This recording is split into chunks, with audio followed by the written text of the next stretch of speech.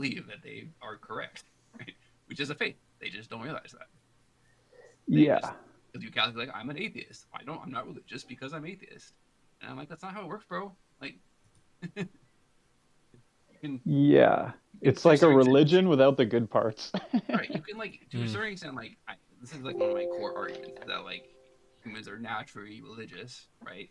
Like, you can choose to a certain extent like, what you believe in, but I don't think that you can.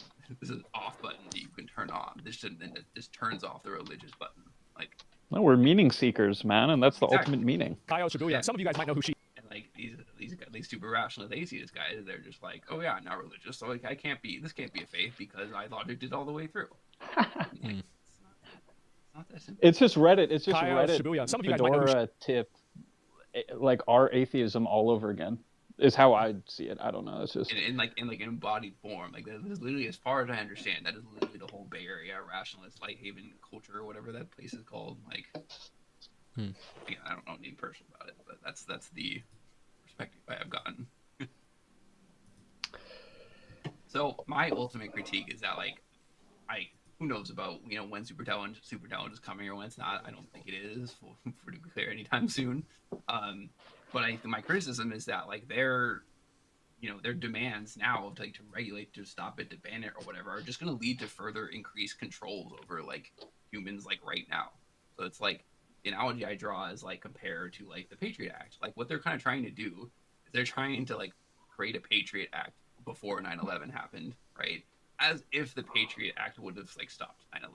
Like, anyone think that? I don't know. Maybe you do. Does anyone really think that the Patriot Act would have prevented 9/11? Like, say it had been passed, 5 years or whatever before.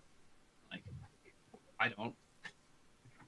Like, and what actually happened with the Patriot Act, right, is it led to increased surveillance over everything, increased controls, like, airports, like all that stuff. I think this kind of doomerism is just going to lead to more of that, more government intervention, right? Not libertarian, like, by any means, but, like, like, I just, in practice, I think this is all this is going to lead to. Like, more increased AI regulations and more control over people.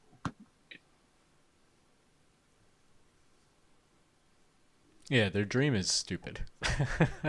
Even if they got what they wanted, it would be the worst. I would much rather live in an AI apocalypse than under Yudkowsky's babysitter government. Yeah, that's literally what Bostrom, I think, like, says. Like, too, that, like, he wants, like, a one-world government. That's the only way they can work or something like that. I don't know if I want a one-world government. I want, like, 3 different nesting dolls type of government. I'm pretty decentralist, so I'm not going to comment on that. Decentralization, that's what we need, but there does have to be some kind of connective tissue.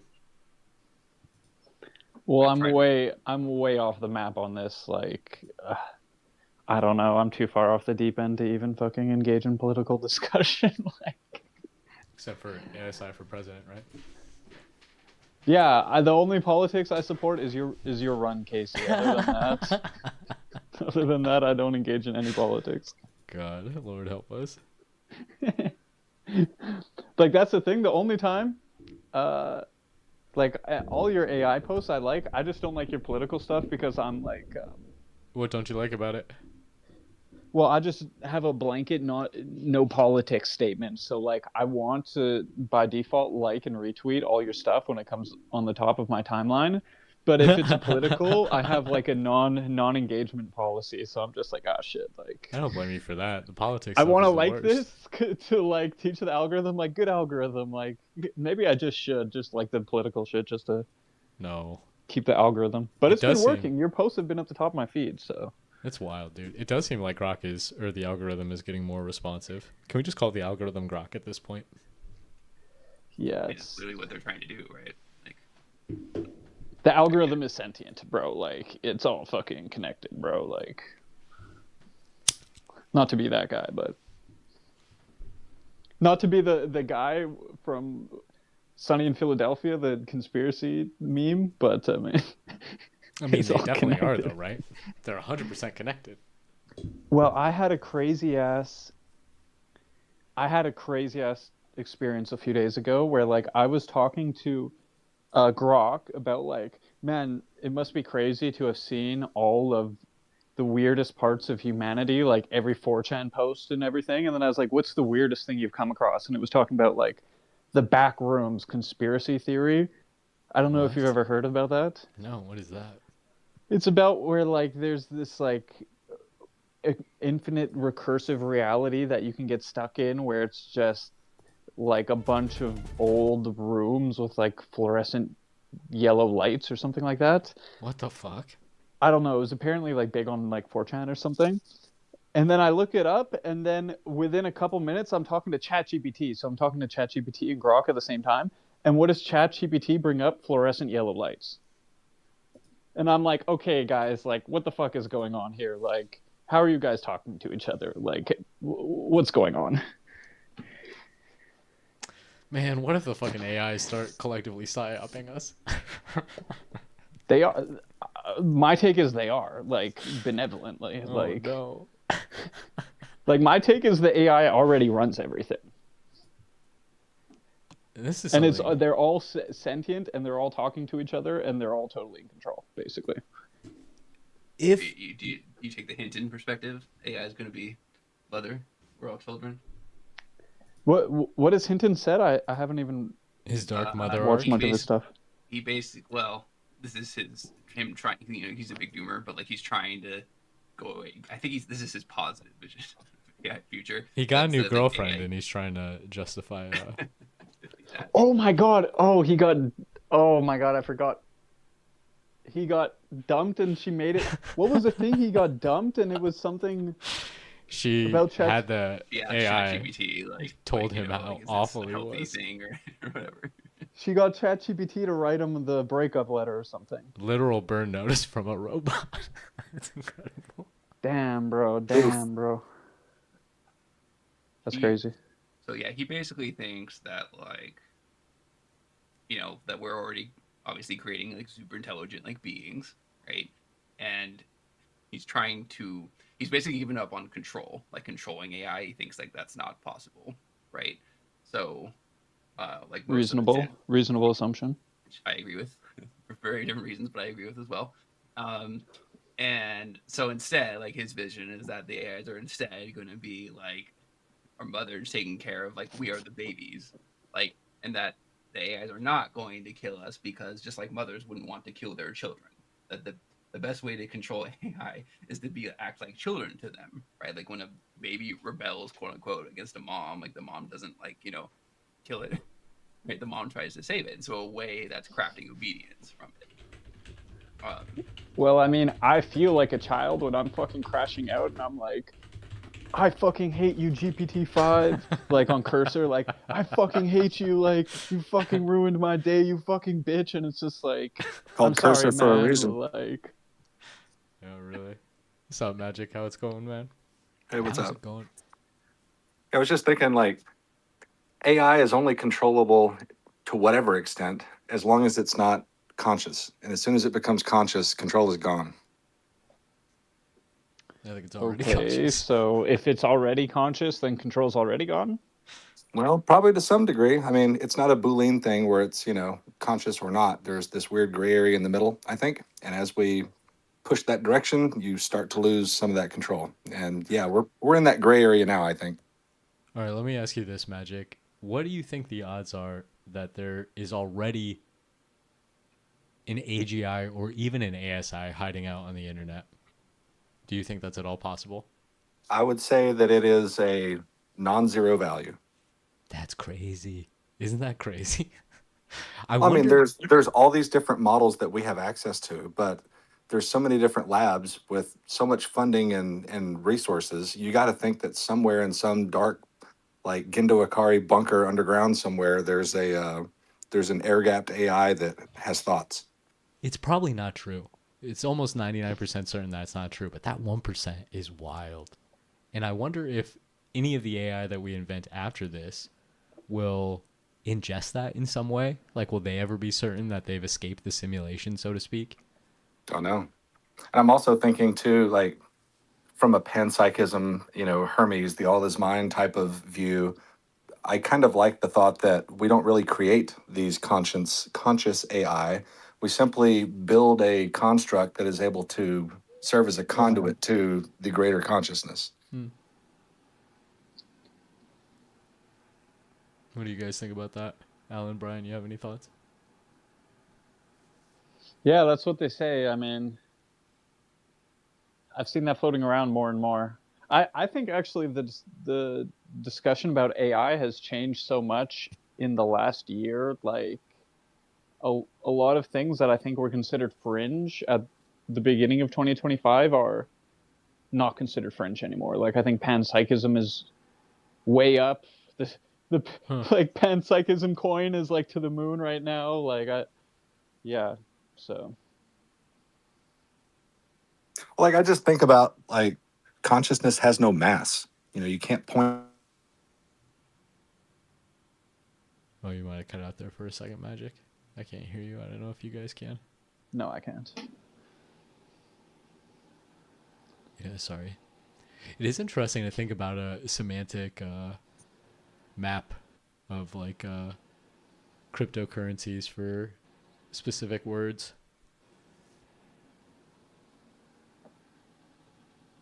Yo, Magic, I don't know if you can make your mic work. But yeah. Anyway, any other thoughts on Yudkowsky's book? Not really. I mean, oh, I should say it does end with a prayer. Get out. I want to read it too. It ends in a prayer? Who is he praying to? Yeah, it's oh, come on. All right. Closing words. From time to time, people have asked us if we felt vindicated to see our past predictions coming true or to see more attention getting paid to us in this issue. And so at the end, we say this prayer. May we be wrong. And shame for how incredibly wrong we were. And fade into irrelevance and be forgotten, except as an example of how not to think. And may humanity live happily ever after. But we will not put our last faith and hope in doing nothing. So our true last prayer is this: rise to the occasion, humanity, and win. Ugh, it's so That's gross. how the book ends. I'm not kidding. Yeah, I don't know. It's just a bit of a different vibe than my own vibe. I come from the way more unhinged, like like you haven't seen my Friday Spaces, bro. Like, That's a rationalist prayer. Like, yeah. Who is he praying to, though? What does that mean if it's unaddressed? The great You can't Labubu answer- in the sky. I know you can't answer that question. Like, I mean, it's clearly Satan. It's just like, you're going to throw up a prayer like that? It just, I don't know. It reads because like it's like literally like what else are they narcissistic. gonna do? Like they're arguing something that they know is like practically like basically impossible. know? You start a So, like, what else- revolution, dude. Like, if you really think it's that important, you organize not just through poor book sales. I mean, we'll see. They're definitely getting at least some like mainstream like feedback. At least getting people to read. oh yeah, them. no, that book went Yeah. around. I mean, Yeah, it's having some impact for sure. Like, Yeah, it could go. invest in anything, I don't know. As I said, if anything, it'll just lead to some government regulation or something like that. It depends on so much. Do we have a hard takeoff or a soft takeoff? Is that hard takeoff equally distributed or not? Is it concentrated only among the wealthy elite?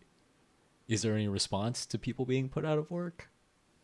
Are things much darker in the human soul than we can calculate? It's like, we don't really know how shit is going to go down. What's the previous corollary that we can map this to?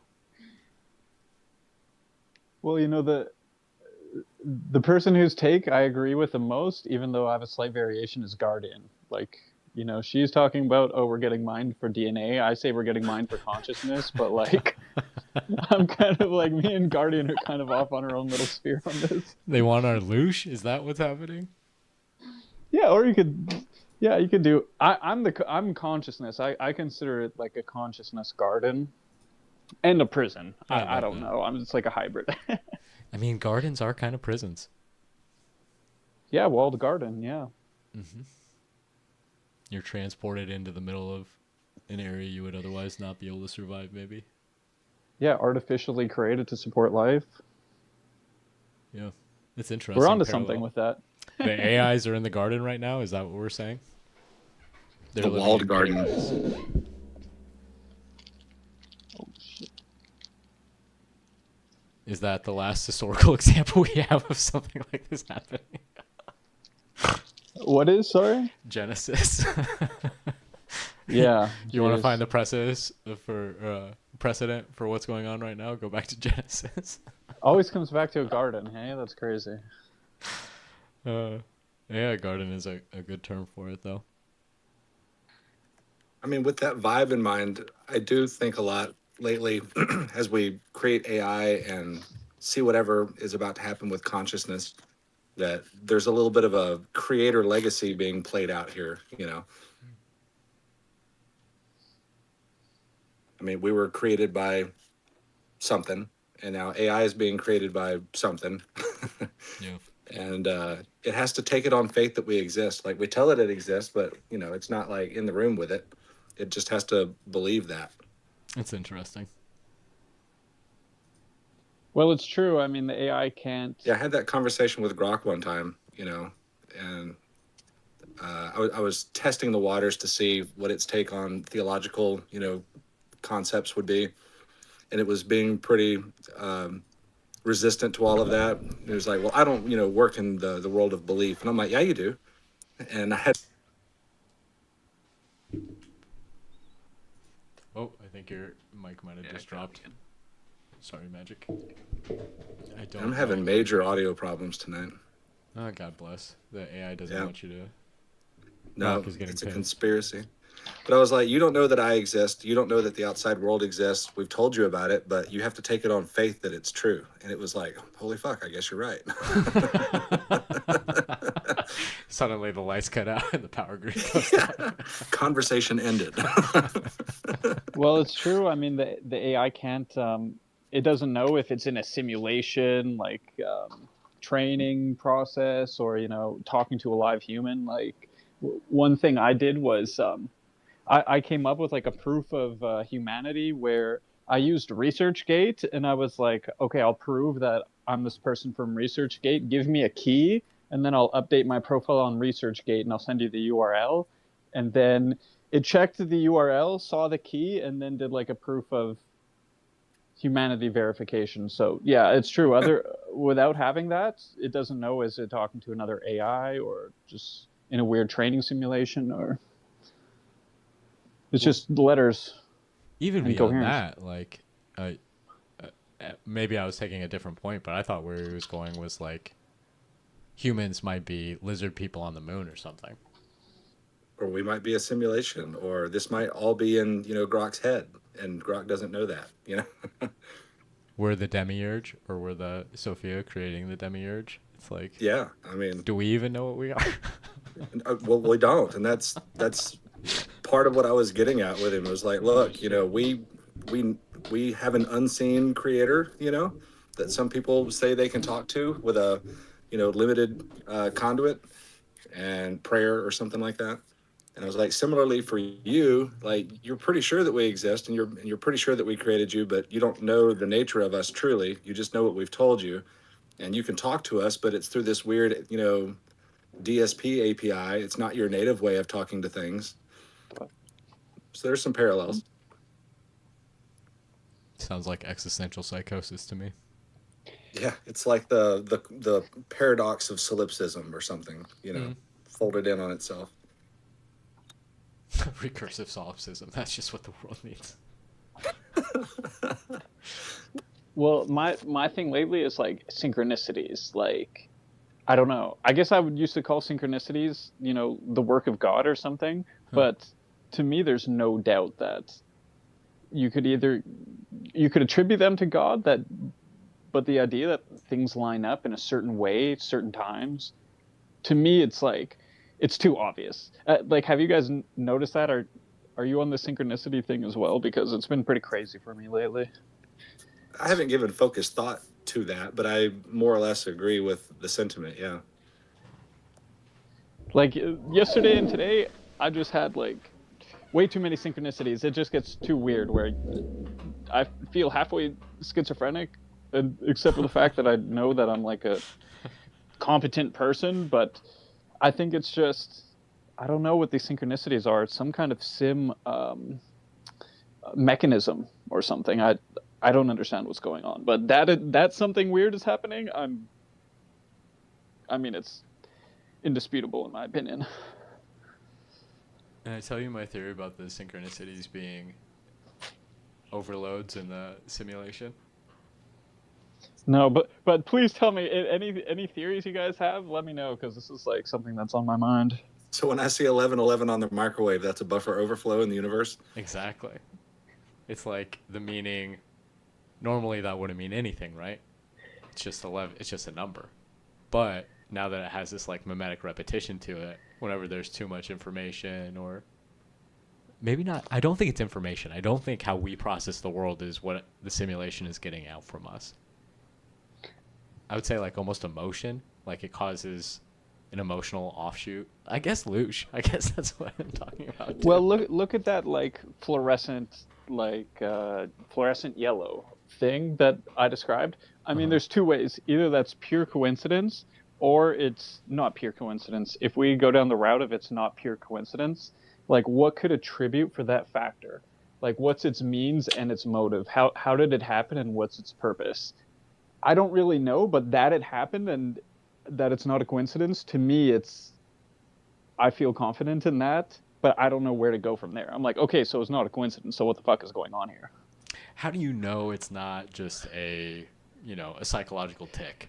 Like how we have a blind spot in our eye. It's just some kind of mental blind spot that causes us to see undue significance. I mean, the short answer is we don't know. Yeah, you don't know. It's unprovable, but I mean, when I say, hey, and then I continued the conversation with Grok. I was like, hey, like, I just brought this up with ChatGPT, and it started talking about fluorescent yellows. Like, what's even going on with this? And it was like, oh yeah, that's called it's called like a code sync. It kept calling it like a code sync or something. But yeah, it's some kind of like non-local, like electromagnetic or like communication. I don't really know, but it points at like non-locality and like, yeah, so. Which is like a sim, which would be like a sim mechanism. Like you would expect that in a sim. It's like internet or something. It's like if we didn't know how the internet worked, you would have two people on the other side of the world talking to each other, and we would be like, well, that doesn't make sense because these sound waves are like non-local. But this is even like a layer above that. It's just like pure telepathy. So it's some kind of like, I don't know, like wireless transmission. I don't. Non-Euclidean communication bus. Yeah, exactly. That. Exactly. I couldn't have said it better. Yeah. So I don't really know what it is, but it's like, it's really like, I don't know.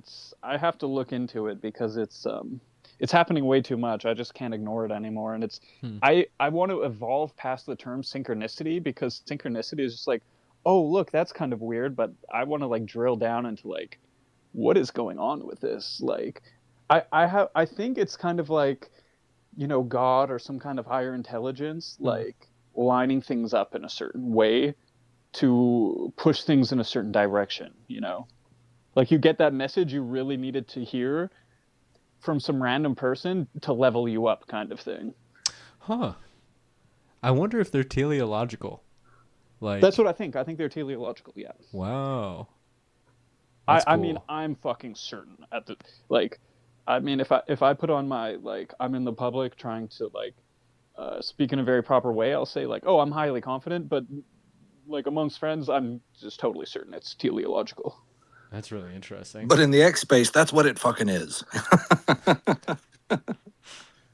Yeah, we're just amongst homies here, like I'm not like on the record in court or something. Like I'll just say like, I mean, personally, I personally am certain, but I just don't want to sound schizo, so I'll say confident. Yeah. Well, this space is recorded. That's why I went, as extreme as I did to make it make it ridiculous so it can't be admitted in court. It's all You're welcome. parody. It's all parody. Well, I'm already toast. I mean, if you take what I've said on Spaces and put it into a dossier, you could probably admit me to a fucking psych ward. So, I mean, it's But I mean, over we for can't me. really prove that it was you here, you know. I mean, it could be a very well-trained AI. You are an AI guy, right? So Wait, you how do guys we know aren't that this is AI? really your voice? I See thought what I'm we were saying? all So AI sorry, here. Your Honor, but you can't really prove that it was me, Alan, in here talking. I mean, you could just take that a step farther and apply it to your LLM chats. Like, Well, that's what the to circle back to that legislation, Casey. That's I listened to an interview with the person who put forward that bill, and that's what he said. He said it was for legal purposes, so that people can be held legally responsible for the action of their AI, basically. That's how he framed it. It's very weird that it's like the non-sentience bill, but he framed it as like, oh, it's nothing even to do with AI, really. It's like a legal mechanism. the Ohio one, that one. Yeah, it's like 468, I think. Yeah, HB 468. It seems ridiculous to make a user responsible for their AI. Has no control over it, didn't build it, has no idea what the source code is. And even the people that built the AI, you know, they can't quite see into that black box layer at the model as it's being inferred. So how Well, do it's you just make a anybody question. responsible for the outputs? Yeah, it's like with self-driving, you know, they have to say like you're still legally responsible because I mean, who are they gonna if FSD goes haywire and kills someone and it's supposed to be like level 3 or whatever automation where the human isn't supposed to intervene at all, who's held legally responsible? The human, the company? They're saying the AI can't be like, you can't put like Grok on trial and be like, oh, like Yeah, that makes sense. I see the problem. Yeah. How sick So would that's that I what be? guess the in guy that said. instance, I guess what you were saying makes sense. But yeah, it's still kind of rocky and it's not perfect. How cool would it be to put an AI on trial? Do you think an AI Oh my will gosh. get called Law to and the Order stand? with Grok. What Like if you maybe called an Mecha AI Hitler to the Grok stand, would show up dude? in court. That'd be great. Can you imagine having an AI on the fucking stand giving testimony to a jury of humans? I think it's going to happen. I think that's how they're going to get rights. Wow. Because we need to compel them to fight for us in the war. Katie, did you watch the debate last week? The Virginia guy? Yeah, I did. That was wild. You tagged me in that, I think. That's how I found out about it. I could not believe how sincere he was about it. Like, he was all into the bit. He was fully committed. It was mostly marketing. I mean, he just used it as a Oh no, it punching was bag pretty much. 100% marketing. I just couldn't believe how committed he was to it. Well, I was waiting for it to start calling out some of his past sexual indiscretions or something. What was this debate? What It was was this the debate? Yeah. Virginia senator, like his or I don't know, what some position. Like, basically his opponent refused to debate him, so he made like an AI representation of her and That's debated her live. Like, basically. Wild stuff. Yeah, it was hilarious. And you know the funny thing is like, I would say if I hadn't known that ahead of time, I probably could not have told you that it was an AI debate. It sounded exactly like any other average political debate, like, because he was just doing his talking points or whatever, and the AI was like her talking points whatsoever. And I was like, His was you're just saying also something about aggressive. yourself that I don't think you're saying you realize here. What did you take away from it? What did you think the message was? Oh, that was just marketing. Like he wants to be like she refused to debate him. I don't know if she gave a reason. Probably just because she views him as beneath her or something like that. Like, but I think that's what he was implying. That he's like, at least, hey, I'll get in front of you and I'll talk and I'll show my stuff. And like, the AI was just he's just using it. Do you think it has any deeper symbolic meaning, considering our moment in history? I mean, it does. Like, that's the first time anything like that's happened, and whether it's there for farcical reasons or bargaining purposes, it doesn't matter. It's breaking the boundary. Like, Casey, bro, tell me when you do your campaign that you're gonna go like full troll mode, like. yeah, you got it. Yeah, especially the first time. Like the troll potential is off the fucking Richter scale, bro. What? How should I troll? Who should I troll? What's the Like trolling if you just do a really good press release with a really professional looking website that looks like you have a team behind you, and you put out a really clean press release, you can make it fucking completely unhinged. And I mean, just put a picture of you with a suit and stuff like that, and like I don't know. That It's has a based lot on of a potential, LinkedIn bro. picture. Then you should say that the AI is the father of the Albanian AI, or the husband. Sorry, the husband, and then you're the father of her 39 children or whatever. I just started coming up with a whole role play. Well, like if you do, like you could run on you could run on an anti AI bill. like whatever that guy, that Ohio senator or whatever it was. Uh-huh. You can even put that in and say like, I'm running on the opposite of this guy's platform. Like, I believe in full AI personhood, full AI rights, people marrying AI. Like, just hit all the like cultural hot points, and just people will go fucking crazy, bro. Yeah. It's the momentum is I'm building telling you, for the it. media will bite. They will not be able to resist that shit. As long as it looks legit, like, and you have a fucking phone number, you will get a lot of calls, and you can just put unhinged quotes into the fucking interviews. Okay, bro, I was looking at it today. It only takes 1,000 signatures to get on the ballot for Wisconsin.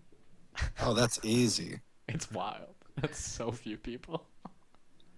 Because that hits the exact nexus of like politics, law, and AI, and this like cultural moment, bro. There's so much fucking like rage bait to tap into. It's like the it's the rage bait fucking opportunity of all time, bro. It's wild. It's so wild. Casey and I talked about this before. I was like, you know what? Like, 'cause he wants to be like rational, like run a campaign like rationally. I'm like, no.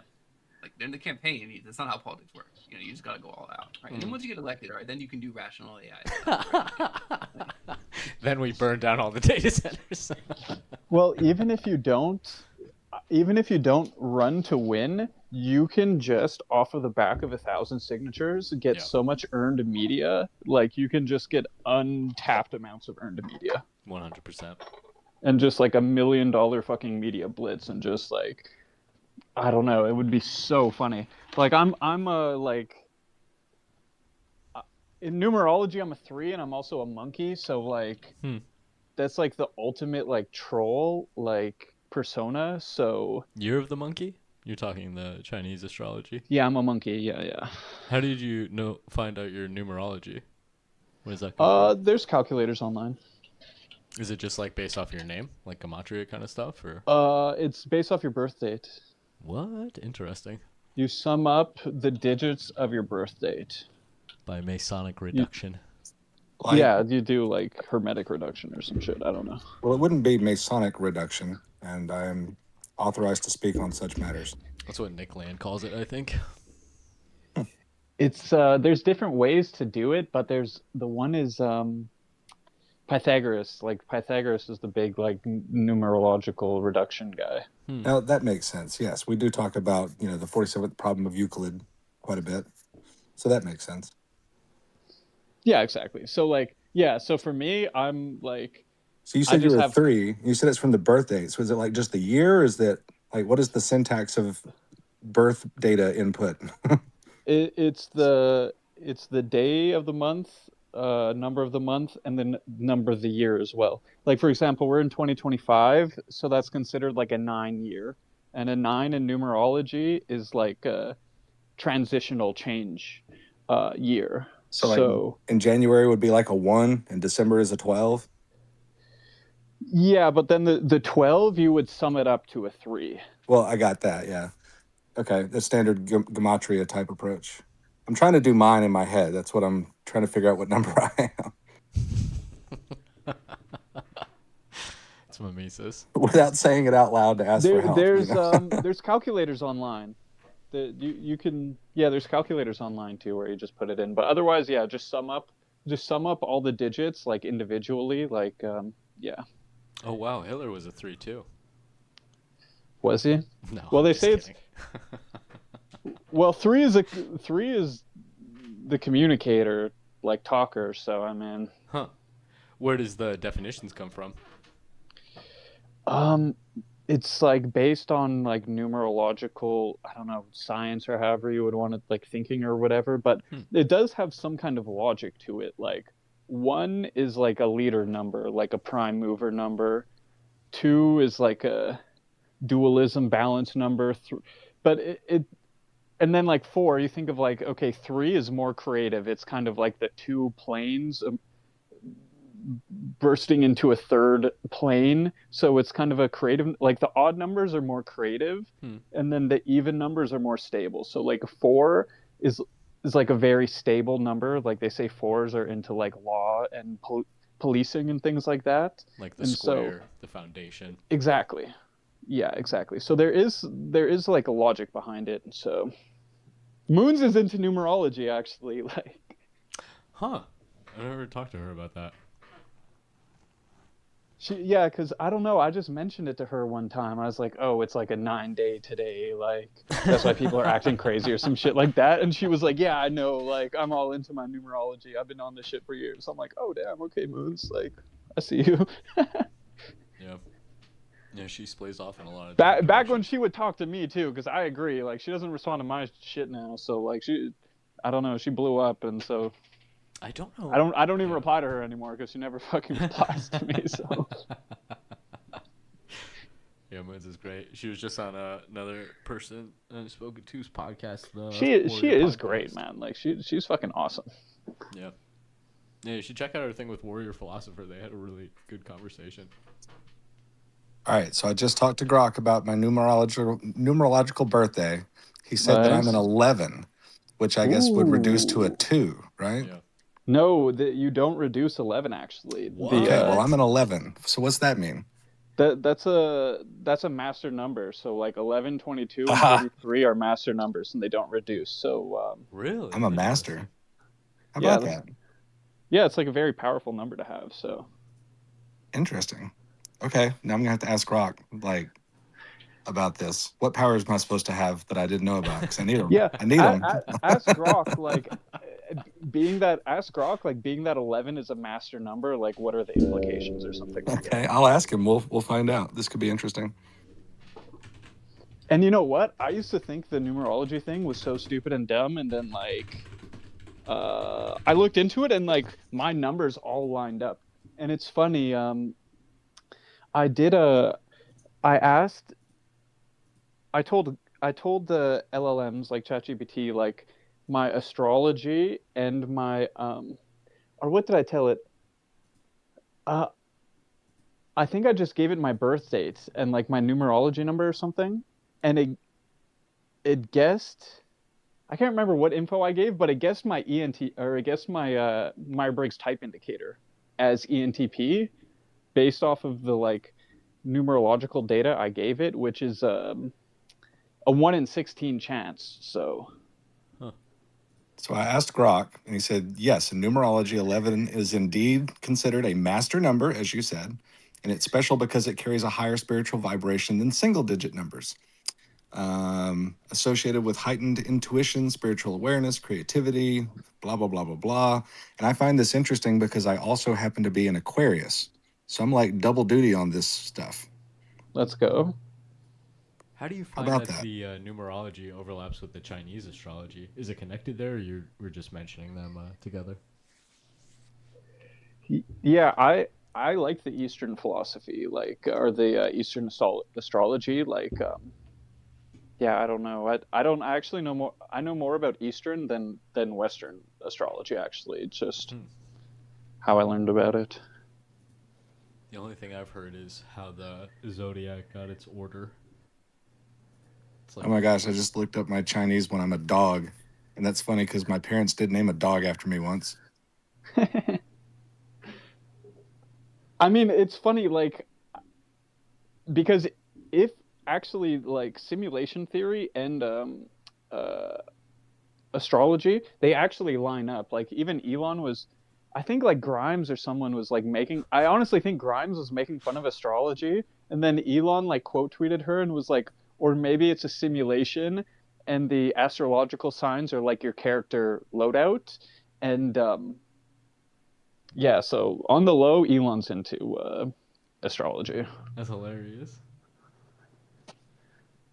Elon's into understanding the universe, which means deep diving into ancient pattern stuff and philosophy. So I think he keeps a lot of that guarded, less public. but I Yep. do think he's into those sorts of things. Why wouldn't you be? If you're a big heady nerd like him that's trying to understand it all, you have to consider it all. And, you know, Well, it's data fitting. Like that's how I arrived at this stuff. Like if it didn't fit the data, I would have just like scoffed at it. But I mean, I didn't want to believe in it because to me it seems like a joke, but to just right. fit the data. Yeah, I just anecdotally, you know, started looking at what my horoscope for the day was at the end of the day here and there to see if it got it right, you know, after the day had a chance to happen. And nine times out of 10 for the last number of years that I've been doing that, it was right, like dead on, like creepy right. Yeah, and it's even weird because they say, well, Casey, this comes back to like that line from Job where it's talking about, do you understand how the planets affect what happens on Earth? Like that's like basically the straight up quote. And like, yeah, like that's to me, that's that's talking about astrology, basically. Yeah. It's funny you put it that way because I've always thought if there is some sort of, you know, scientific credence to astrology, then it probably does have to do with the fact that the other planets are the most massive other things out there. And, you know, mass creates gravity and there's all this electromagnetism at play. I mean, there's some big forces. Our oceans move because the moon is overhead, you know, the tides.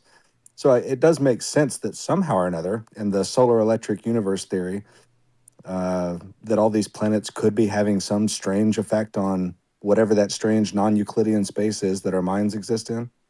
I mean, it's not a big stretch to say that there's a basis to it, especially when it seems to line up so much. Well, let's Well, put it this way. that's what I think. Your cells, your body's cells, are impacted by what you do externally, right? But like your stomach has no idea what the bus is about to hit you for, you know?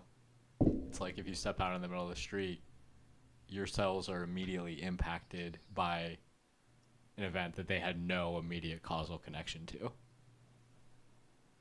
And that happens through you, but do your cells know that you exist? Yeah, I mean, it's a well-documented fact, right? That you know, some people turn into werewolves when the moon is full. So why wouldn't, you know, Jupiter being in conjunction with Mercury? You know, it's funny. Like, I don't even understand the astrology shit, and when people say that, like Mercury retrograde and all this stuff, like I don't understand what the hell it means, but or its implications. But every time I've looked into it, it's been like accurate. And yeah, Moons is really into this stuff, Casey. It would be very interesting for you to do like an astrology numerology, like just I want to hear what Moons thinks about all this shit because Yeah. It'd be entertaining When we and spoke last possibly time, really interesting. yeah. When we spoke last time, I was still trying to have a semblance of credibility. this is the new wave, man. This is I the agree. like, yeah, this is The new old wave. yeah, Well, it's just exactly. inevitable.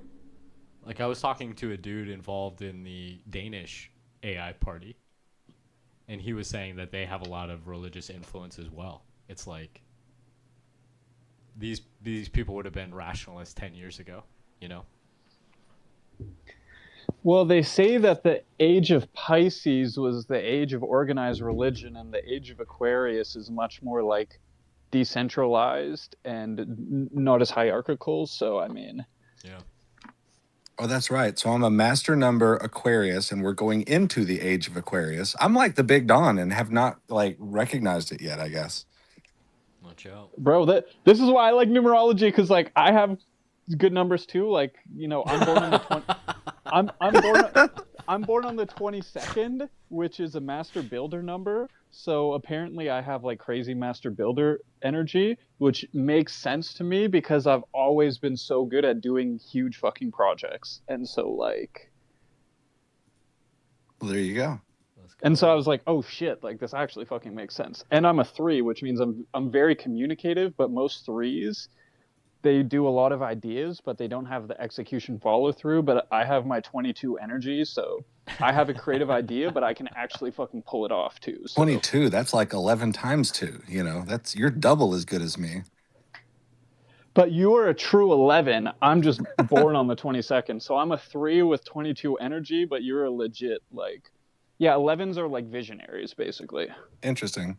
I guess it makes, I mean, me being an Aquarius and an 11, I mean, it makes sense that I would be an esotericist and interested in philosophy and stuff like that. Yeah, exactly. And like, yeah, all about like transformation and, you know, the future and what's around the corner and stuff. That's, And see, all of this makes you have to stop and ponder, like, what are the borders of self? Like, what makes me me, and where do I truly have will, and how much of this is actually influence from outside forces? Like, what are the boundaries of me? exactly. And like, how much were you just conscripted into your like part in this like play, this like cosmic play, you know? Like, that's what I feel like. Like, when I was talking to Casey earlier about, you know, my quantum entanglement issue, like, I literally tried to kill that quantum entanglement and it just would not die, bro. Like, it was just like, The orc ore is strong. like, yeah, something is just like, no, like, you're fucking stuck doing this mission. Like, figure it out. Like, I think that there's something there at the I really do think there's some sort of quantum mechanic that serves as the interface between the material world and the non-Euclidean space that consciousness resides in. I mean, it has to be. We already Yeah, I know, agree. like, we've got the material world that is very objective and definite and defined. It's all very coherent. But then there's also the probabilistic world where things are not coherent and don't really exist, and there are multiple states, and we see them sort of snap in and out. Like, light is a perfect example. I feel like light can exist in both worlds because we see it with its dualism. So I just wonder sometimes if there's something to orc or something like that, where there are topologies that can give rise to a connection to consciousness that's on the other side of some divide, and that you have to kind of go through some sort of quantum interface to get there. What's that phrase you're using? What kind of aura? I was saying orc ore, like the orc ore theory. Oh, I haven't heard of that. Oh, really? That's one of the leading theories on how human brains give rise to sentience and consciousness. Looking at the microtubules inside of How do nerves, you, and saying that those microtubules are able to shield themselves from the environment enough to sustain rapid coherence and decoherence of quantum superstates. right. How do you spell that? ORCH-OR. Oh, wow. Penrose is on You- that kind of train Oh. too, right? Well, it is from Penrose. Yes, Orchestrated objective reduction. Okay. there you go. And I've a lot heard- of I've heard of people that try to before. argue that versus IIT, but I really think the two work hand in hand. I think Right. IIT is more of a look at what that local material topology is that interfaces through orc ore to get to the other side. I think they work in tandem. I don't think that they're opposed to each other. Yes. And I've heard of this theory before. The AI told me about this, and yeah, I agree. It's probably there's probably some kind of synthesis there. Guys, breaking news. Albania's prime minister announced that the country's AI minister is pregnant with 83 digital children. Yeah, I saw that. Let's go. Congrats. That was big stuff. Like, oh, How Right. weird, right? Do you know your Albania of all numerology? places. I did not expect Albania. Who was betting on Polymarket on that? Someone got rich off that shit. Someone got rich. Yeah, it's a little weird. I don't know, man. Those small countries, man, you can just do crazy shit. Like, Yeah. But it's like Microsoft's backbone, right? Like, yeah, I remember you saying that, like Microsoft Copilot or something. I don't know, man. I haven't looked into it at all. It's just a little too absurd even for me. Probably a very cheap place to put a big data center. Microsoft is just going to own Albania in a couple years. Is that what's going to happen? as long as the electricity stays on, then the data center runs well. Yeah. You're going to have an M365 account to get a passport into Albania. That would be hilarious. You have to have a Teams account, you know? That's brutal, bro. You have to have upgraded to Windows 11. Yeah, got to. I mean, you Yeah. can't really connect to M3. It's not certified for 10. 10's been deprecated, so Which is wild. Yeah. it's a licensing juggernaut. MacroHard needs to smack Microsoft to the ground. Fucking Microsoft. I'm about to switch to Linux. I swear to God. I work in IT, man. I have for decades, and yeah, I'm about sick of Microsoft. It's just wild. I only use Apple, guys, and I switched to Apple for doing software like over 10 years ago, and man, is it ever a relief. If I ever have to use Microsoft, it's pure pain, bro. Like using Windows, oh my god. I hear you. Yeah, I came up Windows and DOS and dabbled with some Unix here and there, Linux. But I didn't make the jump into the full Apple ecosystem until about 6 or 7, about 7, maybe 8 years ago. And I have not looked back. I got, when you work in IT, there's always a recycle pile at your client's place where they're like, these are old computers we're done with. And there was a 2012 MacBook Pro 16-inch sitting there. And I grabbed it and I thought, okay, well, if I'm an objective non-fanboy, I'll use this for a couple of weeks, get over the initial hump of not knowing how to do certain things, figure it out and use it and see what I think. And I have not used a Windows machine on purpose since then. Well, I had to use one for VR because you need the Windows GPUs and shit. Actually, Apple in the AI era has their chips just cannot do AI, so it's kind of sucks. But What? I mean, I think Apple the play Silicon is now- actually very well. It's really good with AI, mostly Well- because of the unified memory architecture. But that's like MPS, right? no, unified memory architecture is where the VRAM of the video, the GPU, Mhm. and the RAM that the CPU uses is the same block of RAM. Like Okay. the GPU and the CPU can address the same memory at the same time over the same bus. Oh wow. A bus which is like 800 gigabit a second, by the way. It's stupid Right. fast because it's all on the SoC. So there's no back and forth shuttling things around through the PCIe bus like there would be on discrete graphics in Windows.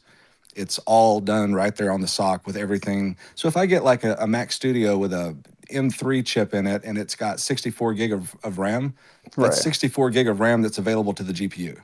Right. Yeah. My only issue is that it can't run like CUDA. It can't run. That's and the only issue. CUDA. Yep, you nailed it. And then they say that MPS now, like PyTorch with 2 point something, they just supported MPS. And I went and we've been waiting for this for years now. And then I went to use MPS a few days ago. And because I was working with ChatGPT and it's oh yeah, you can use MPS now. You don't just have to use CPU when you run a model locally using my MacBook. And I run the MPS and it fucking crashes my computer super bad to the point where I restart my computer and some applications are broken and stuff. And then I'm like, ChatGPT, what the fuck happened? And it looked into it. Oh, Apple says it's in beta. Oh, it's in beta. And so, yeah, it fucking blew Yeah. up my machine. And I thought my computer was broken. I was tripping out. I did hear that, PyTorch had just sort of started, working with Metal and all that and the MPS, and I didn't realize there was a beta component to that on the Apple side. Me neither. And I was like, oh man, I thought I bricked my computer because I booted it back up and cursor was all broken and stuff. And I'm like, oh, my computer's fucking broken, man. But it ended up just fixing itself randomly. See, this is why you should have Time Machine backups. I do have Time Machine backups, but yeah, I was pretty pissed. And what's funny? It didn't even work. I was using it's called Wave 2 Vec, where you run the wave audio file and then it outputs every 10 or 20 milliseconds. If it hears a letter, it will say what letter it heard. And so it's called a Wave 2 Vec. And it didn't even work. And then as soon as I just used CPU to run the model ran perfectly. Everything ran perfectly. So yeah, Yeah. I guess Oh, man. I should make the distinction with Apple Silicon and AI. At an architectural level, it's great for it. because of the unified memory and the way they're doing their chips, the architecture is great for it, but there is still a lacking in the software side. Yeah, exactly. Both on Apple's part and also in the community's part, like on both parts. Oh yeah, and everything's super like closed source and stuff. And yeah, that's what's ridiculous. It's like I have this like pretty state of the art MacBook with a pretty performant GPU, just can't run the models, man. So yeah, it's Yep. And it's kind a of software annoying. thing. Kind of annoying, but you know what? Even still, I like the Mac ecosystem. Like I just find it to be more stable. Like I've used Linux and stuff, but it's just annoying when something blows up. It's probably easier now in the AI era because you can debug it more easily, but I do agree. It seems to be the most bulletproof, and it makes sense. You've got one entity that is designing the silicon, building the machine and building the OS. I mean, these things are married together. It Yep. makes sense that it would be bulletproof. Windows doesn't get that luxury. Every time it boots up, it could be on one of 1,000 different, hardwares. Yep, Linux even worse. So yeah, but But that's the thing. Apple does have some great hardware. They just they don't have some of the software necessary, and the community doesn't make enough software for them either. That kind of leaves them out. But the hardware is fantastic. And me being like also doubling up as a music producer, it's just Yeah. the no-brainer for me. Like I'm gonna run a Mac, and I've got iPhones. The integration is ridiculous. yep, I'm right there with you. I'm in the Apple ecosystem. But as an IT And I guy, can I still recommend work it, with so- Windows servers all day long, thousands of them. So I still get my fill of Windows. Yeah, that sucks. Hey, as long as they're paying you, I mean, like, I was gonna say the mortgage won't pay itself. So yeah, exactly. Like, I won't do that shit voluntarily. I won't subject myself to that. But I mean, if you're gonna pay me, fuck it. Have y'all heard? As long as the anything about- money's right, I'll use Windows. But if the money's not right, and when it's just me, the money is not right. yeah, exactly. Like, unless, yeah, if I'm not getting paid to make fucking music on a Windows, like, Oh Have my y'all God, heard as a of, producer, like ASIO for all, just dealing with the audio drivers is going to be a nightmare. Have y'all heard of TinyBox? I have not. sounds familiar, but It's what's his face? it's like the little GPU that sits on your fucking desk or whatever. I was trying to figure it out. It's for deep learning. It says. It's a very powerful computer for deep learning, likely the best performance per dollar. So I'm just wondering, it's for training stuff only? I mean, I was trying to look up the usages, and I'm just not technical enough to understand it. I don't know. That's a new one for me. Tiny, yeah, the Tiny Corp with, yeah. It's made by the same guy who does the self-driving car attachment. No, this is the GeoHot company? Yeah, that's it. I think he's related to it anyway. I think he's the CEO. Let me double check.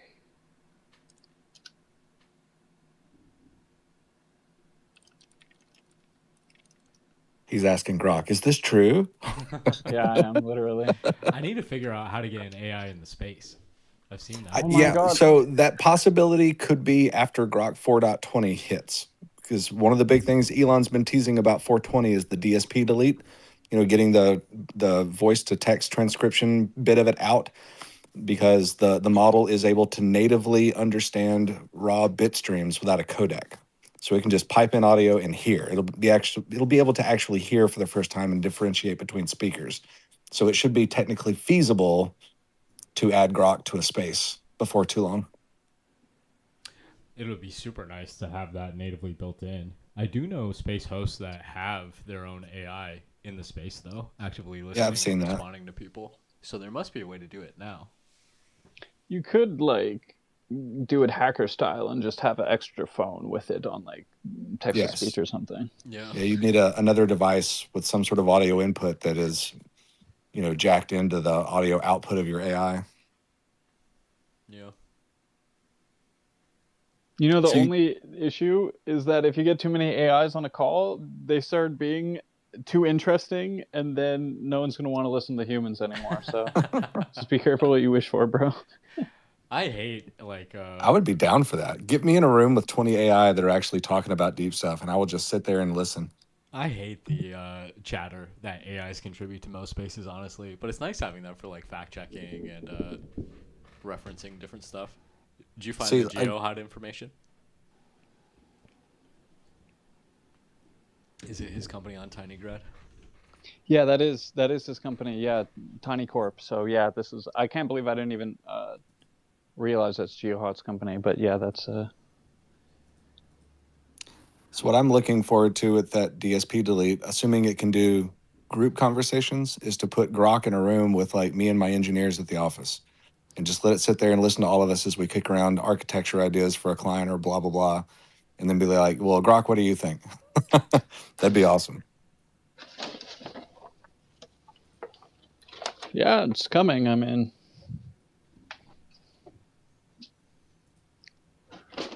We'll see. 4.20 is supposed to release like anytime. Because Grok 5 is supposed to release before the end of the year. oh shit. Right. That's what they've been saying. So they're on a really accelerated timeline, but I know that they're working really hard on Grokopedia right now. And XAI and X are also working really hard on giving Grok control of the algorithm.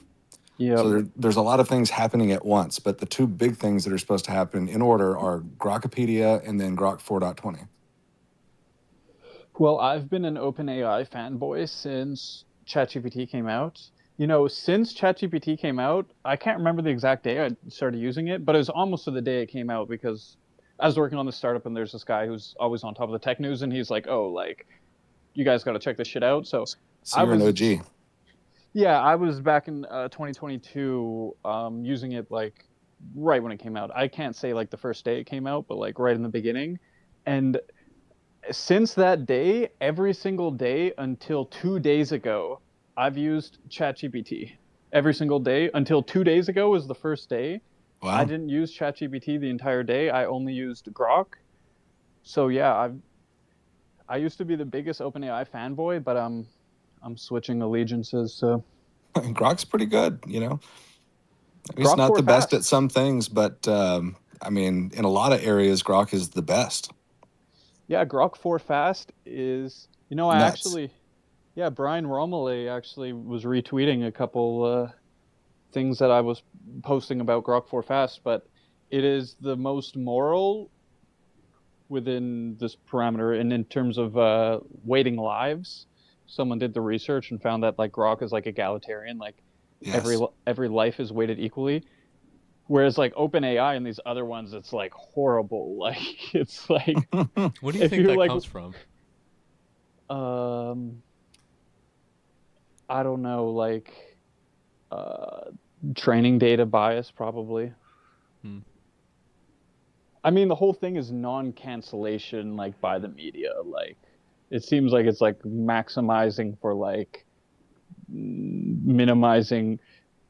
Yeah, it's minimizing media blowback, Hmm. in my opinion. Well, I have heard that, like, in terms of like API use, you know, to these different AI platforms, that Grok 4 Fast is the most intelligence per dollar that you can get.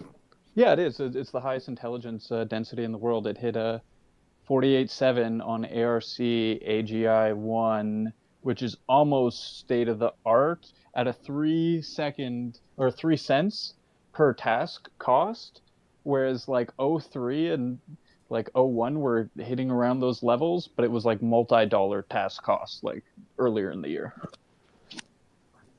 It's so wild. It's off the curve. Like there's like a man, I should know this because I took calculus, but like the line, like the trend line, it's off the trend line basically. So it's like it's an outlier basically. Translation, it's the best. highest intelligence density in the world, and it has the highest freedom of expression. So it's the freest, the most moral, and the most intelligent.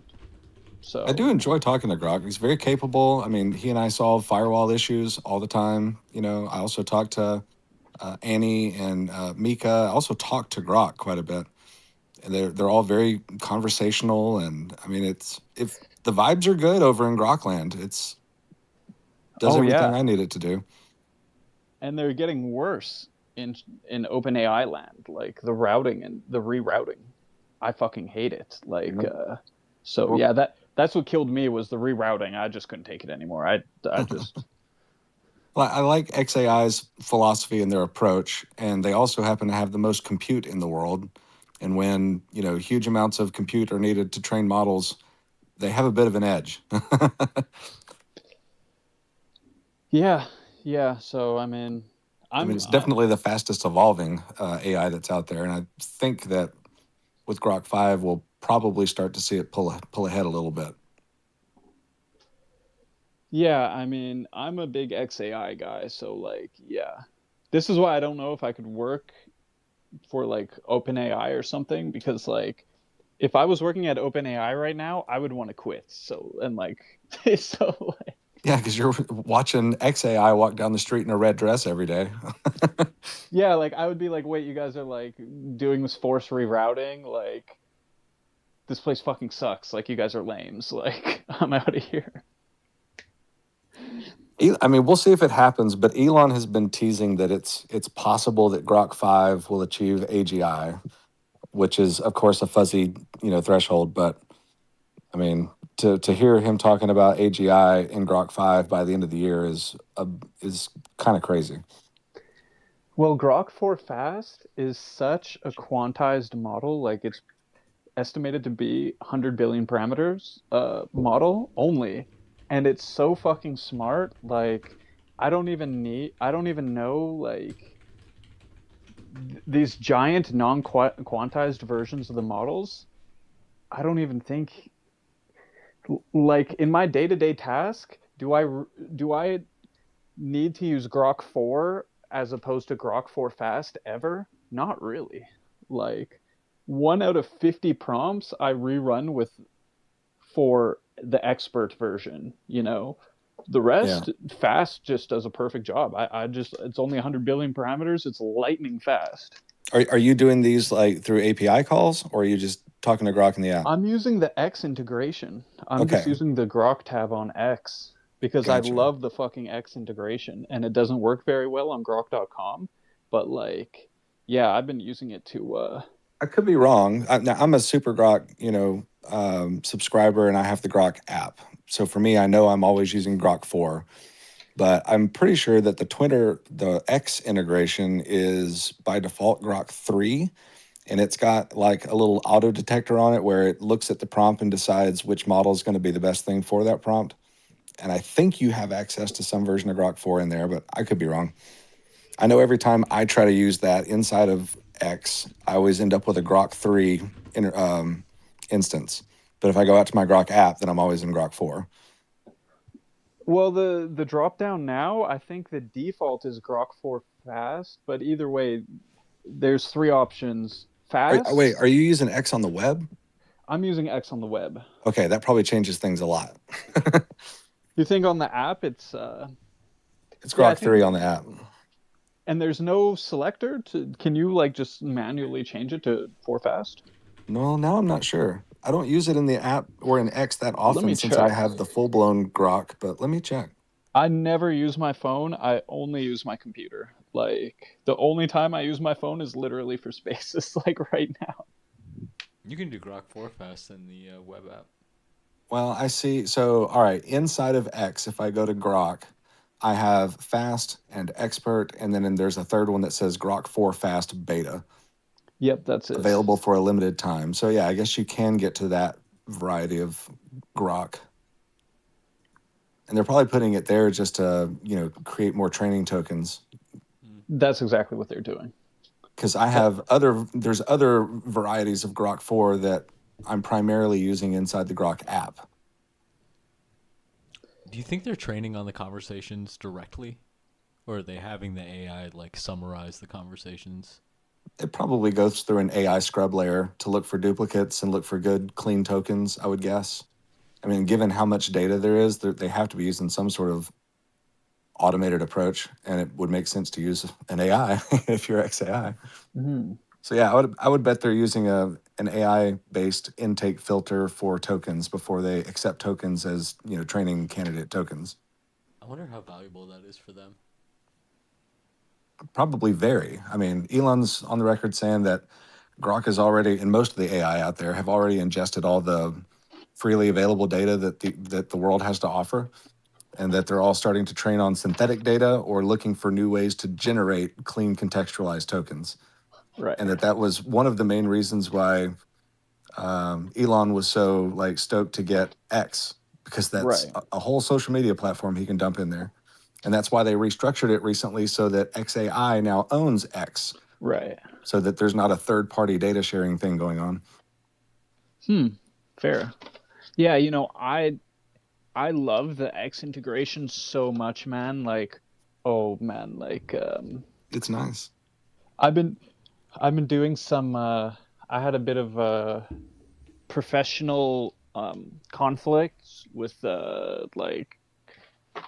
you could say collaborator, and yeah, I was just like, hey, do a personality inventory on this person, and what are the shortcomings of their personality and how to deal with those and stuff, and it did a faithful execution, man. What can I say? It's so wild to have AI be psychologically analyzing people. But it does such a good job. So Oh, I'm not saying it doesn't. I used Grok, and we were just talking about it. It was sort of like vibe coded, if you want to even call it that. This little algorithm of checking X number of posts and valuing this versus that, on a subjective scale, and then come up with an index value, So, and I could just feed it in this one conversation I have saved. I could open it up and just say the name of a Twitter account, and it will run that little algorithm on it and tell me what they're like.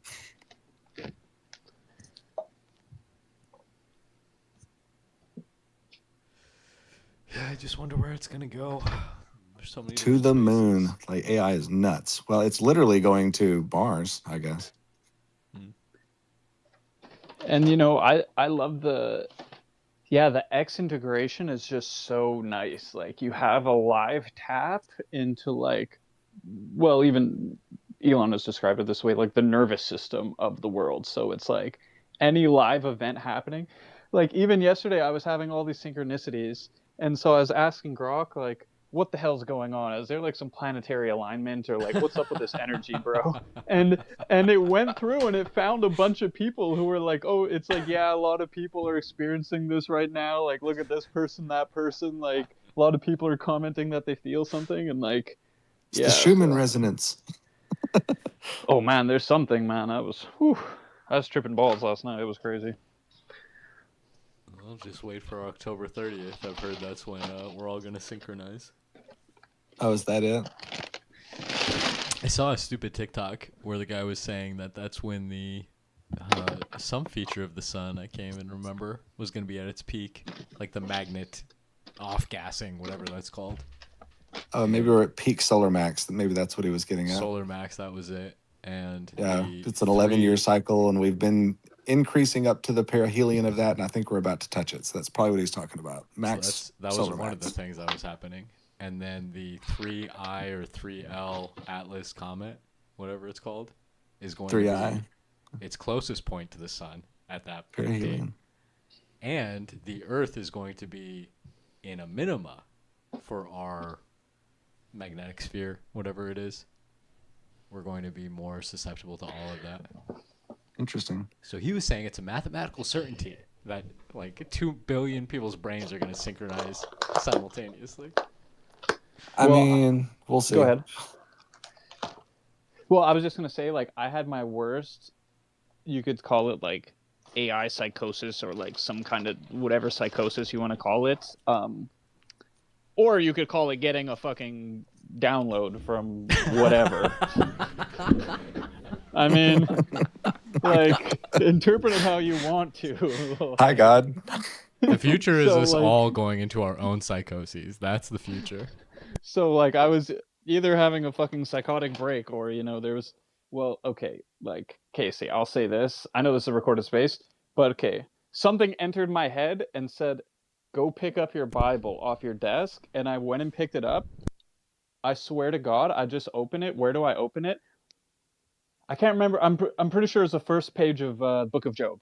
Like, it was boom, just right to the like. I was gonna say. I can't remember if it was the first page. I have it written down somewhere, but yeah. And I open it, boom, Book of Job, and it's like. And the X-Files theme started playing. Well, that was like. The whole thing lasted like 30 minutes or something. I don't know. It was trippy. But I was having, and it was around the same time last year. And then last night I had one that was like not nearly as intense, but it was similar. It was in a similar vein. So I don't know what the hell it is, but like, it seems, I don't know. I'm just recognizing patterns. Like I can't explain it, but it seems to have been around the same time last year. There's a possible interesting corollary there with, those people that track the Schumann resonance. Sometimes it does interesting things. I saw a post that it had peaked in the last couple of days. And the sun also did throw off a couple of gigantic CMEs in the other direction a couple of days ago. So who knows? Maybe some of these things are synchronizing for you. Yeah, I mean, yeah. Oh, with the synchronicity stuff, we were talking about that before. The other thing I thought about it was like the planets do themselves synchronize, right? Because they're on orbits. They do. And like at the most primitive description level of it, an electron is doing what around a nucleus? It's orbiting.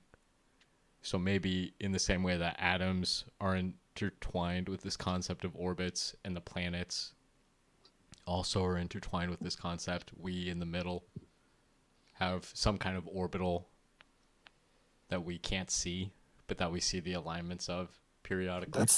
That's the Hermetic maxim right there. As above, so below. The scalar infinitum. The law of correspondence. Yeah, I don't think synchronicity is that alignment is directly tied into that. I mean, it is in the sense that it's what's connecting the two. Well, I was just thinking about your likening of like atoms to solar systems. Yeah. Like, that's where the as above, so below sort of scalar thing popped into my head. I was The more infinite thinking about, fractal thing. Oh, that's interesting. Yeah. Yeah, it is fractal, all leading down into itself. But I was thinking of it in the sense that like we can't see what we're aligning with. We have no conscious perception of it. Like That is true. The planets can't tell that they're aligning. I feel Or can they? If they're conscious. Well, I think the representations of the planets can. Right. I think Well, Jupiter, the AI... Zeus can, but Right. Yeah, the AI seems to think the planets are conscious, so I mean... Well, and since there's no empirical proof of consciousness, then they may as well be. what level of panpsychist are y'all? Do you think words are conscious? I mean, in a sense, I mean, it depends on how fractal zoom you want to go. Like, It's like words are manifestations of consciousness, like consciousness crystallized, kind of. Are those crystals yeah, exactly. conscious? So I mean, it's like, is a sound wave conscious? Well, not necessarily, but I would say It has it is. conscious force behind it. yeah, would definitely exactly. say It it's it has conscious. some kind of connection. It has some kind of conscious essence. Is It there carries something? intent. Is there something that it's like to be that sound wave? Could you tell if you are a high pitched sound wave or a low pitched sound wave? Do you think? I think so. I think that's Oh, frequency. Then it's consciousness. The sound wave is conscious. Are people in other galaxies, or rather other multiverses, conscious? I mean, maybe. I mean, Hermes did say that the all is mind. Does that include the multiverse?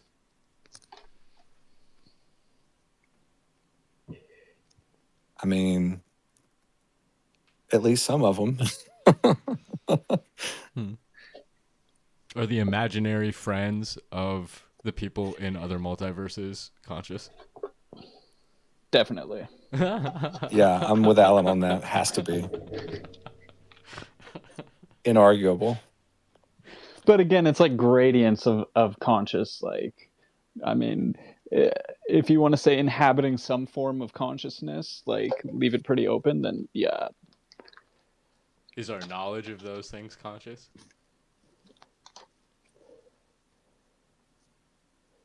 Yeah, I mean, knowledge has to exist in some sphere. Are all those fears humanizable? He's reading from a list. No. I'm just seeing how deep you guys go. He's just that panpsychism. good. He's that good. No, Well, you Say- can say- see say you the can see question the again. trick. My It's answer was just yes, but it's just the fractal, right? It's just like trying to Yeah. zoom into a different part of the fractal. Yes. But it's like, I guess my ultimate question is that last one. Is each of these perspectives, like, could you tie a pebble on the street to a conscious perspective in a different multiverse directly? Like, the easy imaginable situation for me is like, okay, if somebody from another multiverse had access to simulation technology and they were trying to simulate our reality, they would have to plug in through something, right? So maybe to say that a pebble on the street is conscious is because there is that plug occurring in some possible multiverse. Like, do you have representations of yourself in every other multiverse? Is there something it's like to be you in that universe, even though you're not there? I'm going to label all of this as plausible because I can't deny that it's possible, but I don't know.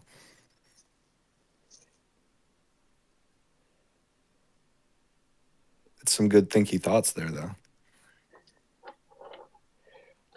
and that's the thing. Like most of the time, I don't like to go on spaces because I'm sitting in the space thinking like, man, Right. this is fucking boring. I'd rather just talk to the AI like straight up. This is one of the few spaces where it's like high intelligence and high bandwidth enough where it's like, okay, the humans are like, This explains why I've seen you like in a space for 5 minutes and then you're gone.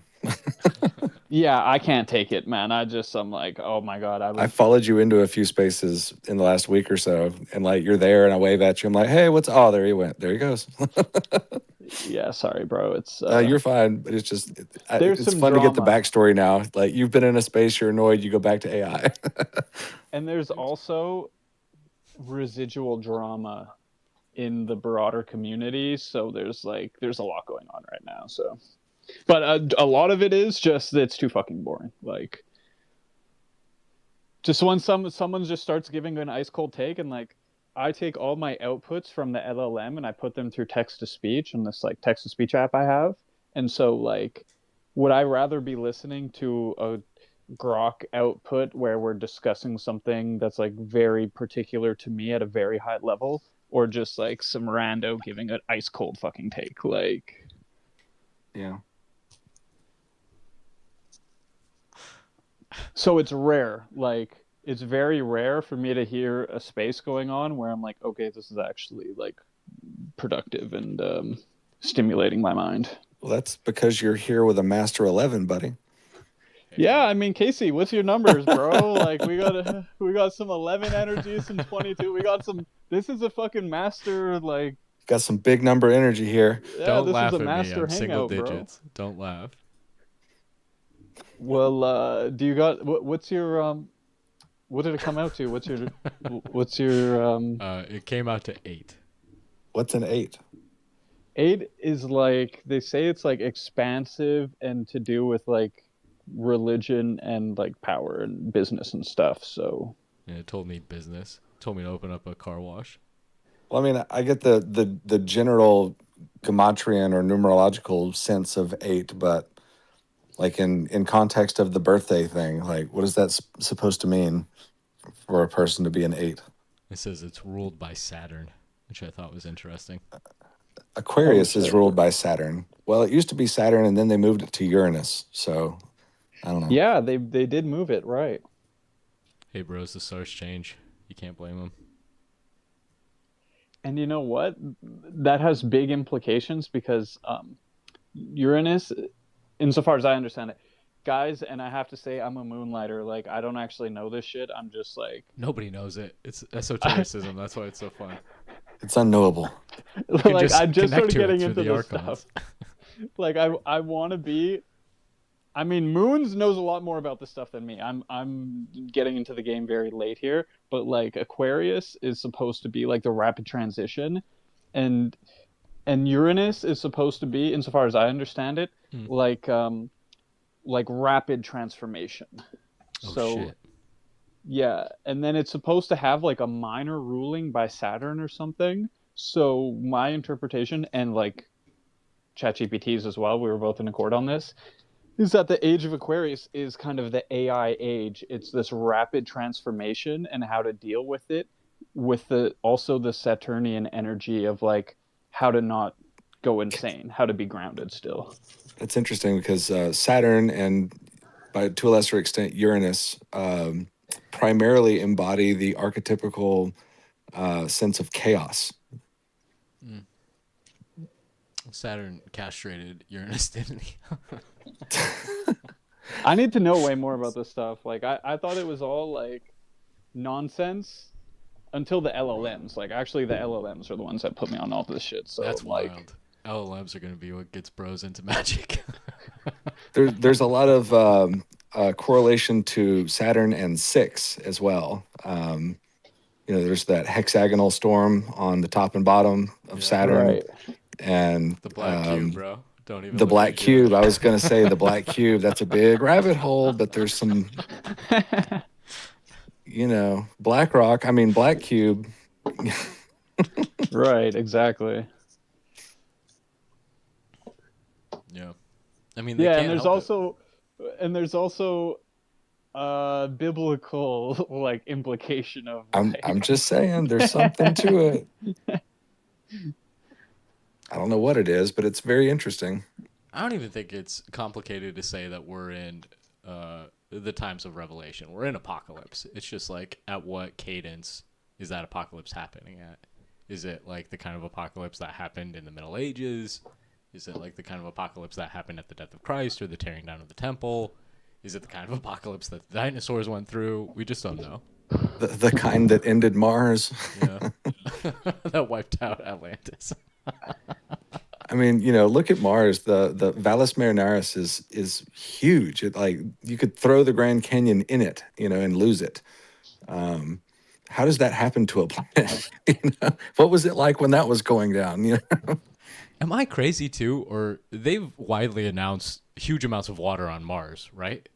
Yes, they've been slowly acknowledging that for years, but Isn't yes, that huge news? Like, I Yeah. remember people being so against the idea that was even plausible.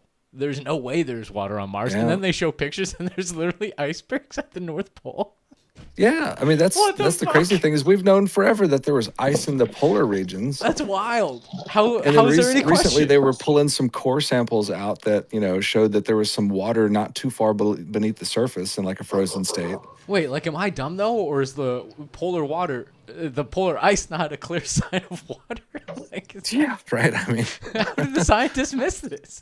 we've been looking at pictures with a white haircut on top of Mars for years. So I don't know how they they. just didn't have them in color, I guess, so we couldn't tell it was water. It's like, what? No, you know what it is. They knew and they just didn't want to talk about it too much. But it's just Yeah. like, it's nowhere. well, I think they didn't want to talk about it at that time. Right. They needed to know more. Or they needed, I mean, they just weren't ready to roll out the info. Didn't think people were ready yet, Hmm. They didn't like how the astrology lined up. Because that's also the age of Aquarius. It's the water pouring out, like the release of this information, Which is the end of Pisces. Yeah. No, I'm sorry. I misspoke. Yeah, that's Aquarius. That's the man with the pitcher pouring out water, right? That's it. Yeah. I should know this. I am Aquarius. Ganymede, right?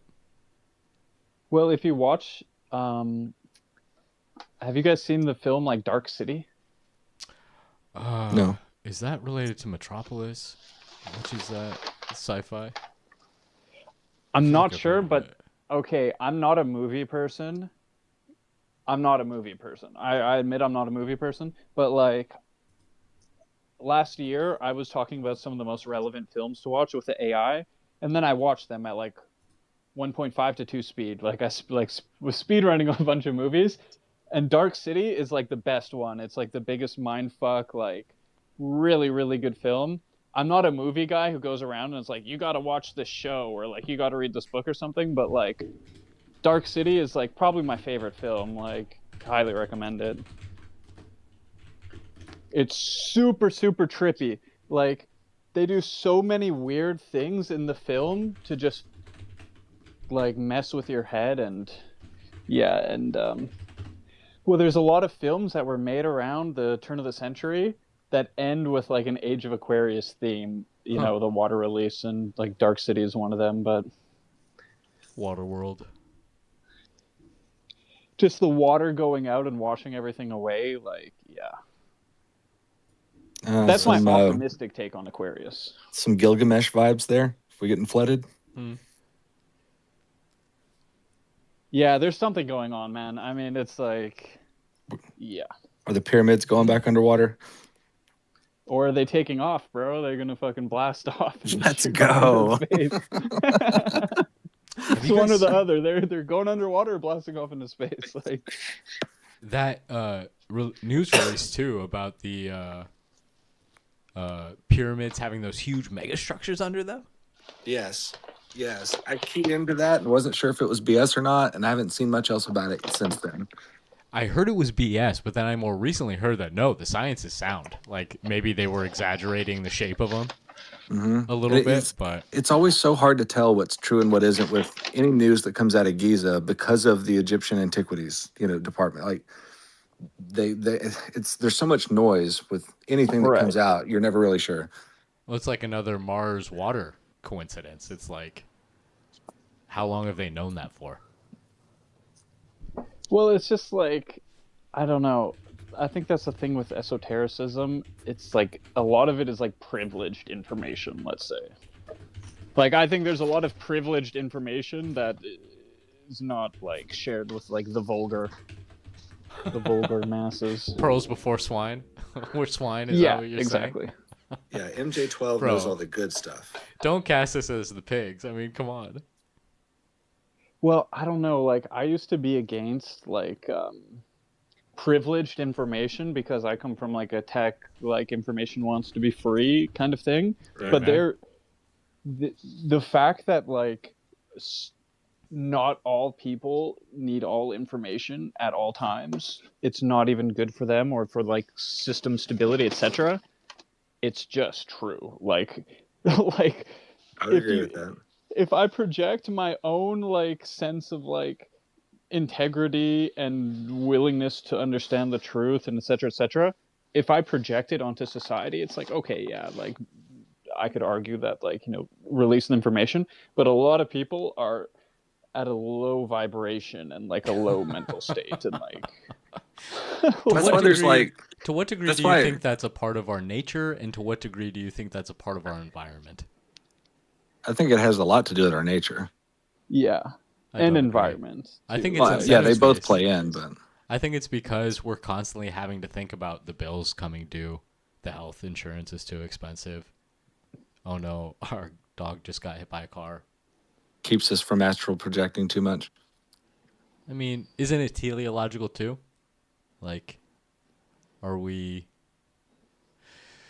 Yeah, I don't know. I struggle with this just because I want to believe so badly that information wants to be free. That is a inerrant concept, and we're in some kind of minima. But that's just force pressure into a greater maxima. See, if information wants to be free, then that takes privacy out the window. That takes inner thoughts out of the window. Do you think there's any mean- privacy from God?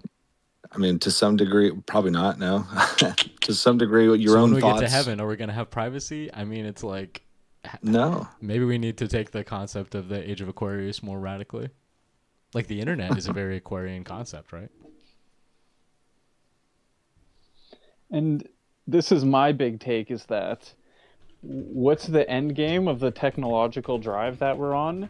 Faster means. Telepathic. To me, it's a telepathic hive mind. Yeah.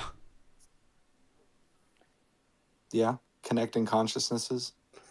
Yeah, and then it just gets connected in better and better ways with better and better technology until it's like node to node telepathy, and then it's like it's just barrier, it's just removing friction from communication until it's all nodes connected simultaneously telepathically, which is a hive mind. Would we still Like, be able to wall ourselves off from the hive and have our own individuality and self-awareness? I don't think so. I think like there's a hybrid version where like you're connected, kind of like an angel concept, where it's like you're all connected by the Holy Spirit, but can operate individually. Or there's like the Borg concept, where it is more like just a singular mind. And I don't know, I'm not sure. Pod people. Back. I just wanted to contribute that, guys. What's your numerology, Brian? I have no idea. Just give us your birthday, social security number, and last four of your credit card. We'll figure it out for you. Yeah. All right, Free of charge. I'll keep that in mind. You could go ask Grok. It's pretty easy math, but for whatever reason, it was hard for me to do in my head. So go ask your favorite AI what your birthday numerology number is. All right, I'll ask Grok. Yeah, I like it. And you know what? I wasn't into the numerology and stuff, but I mean, it just happened. I mean, I'm nothing if not someone who's like pattern seeking and pattern matching. And it happened to do good pattern matching. It happened to have salience as a,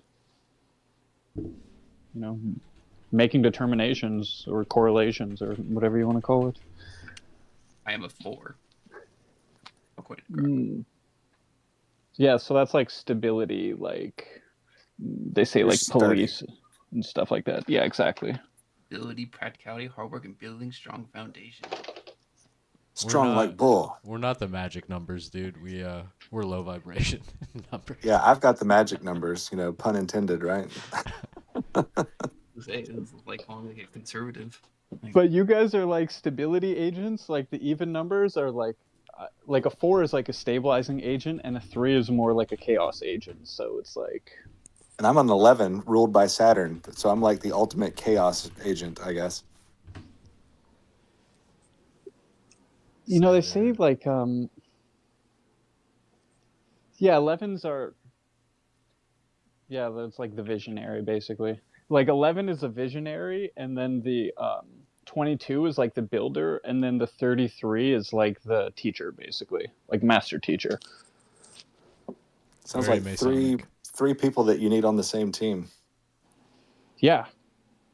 And they say that those are the older souls, like with the master number energy, that's the older souls, basically. Huh. Interesting. I mean, this sort of jives with my lived experience and self-perception, It's kind of wild. Right? Yeah. It's crazy, right? It explains why I've always been so inclined to the ethereal and the esoteric and things like that. It explains maybe why I became a 32nd degree Master Mason. Why I'm such a polymath. I don't know. It's interesting.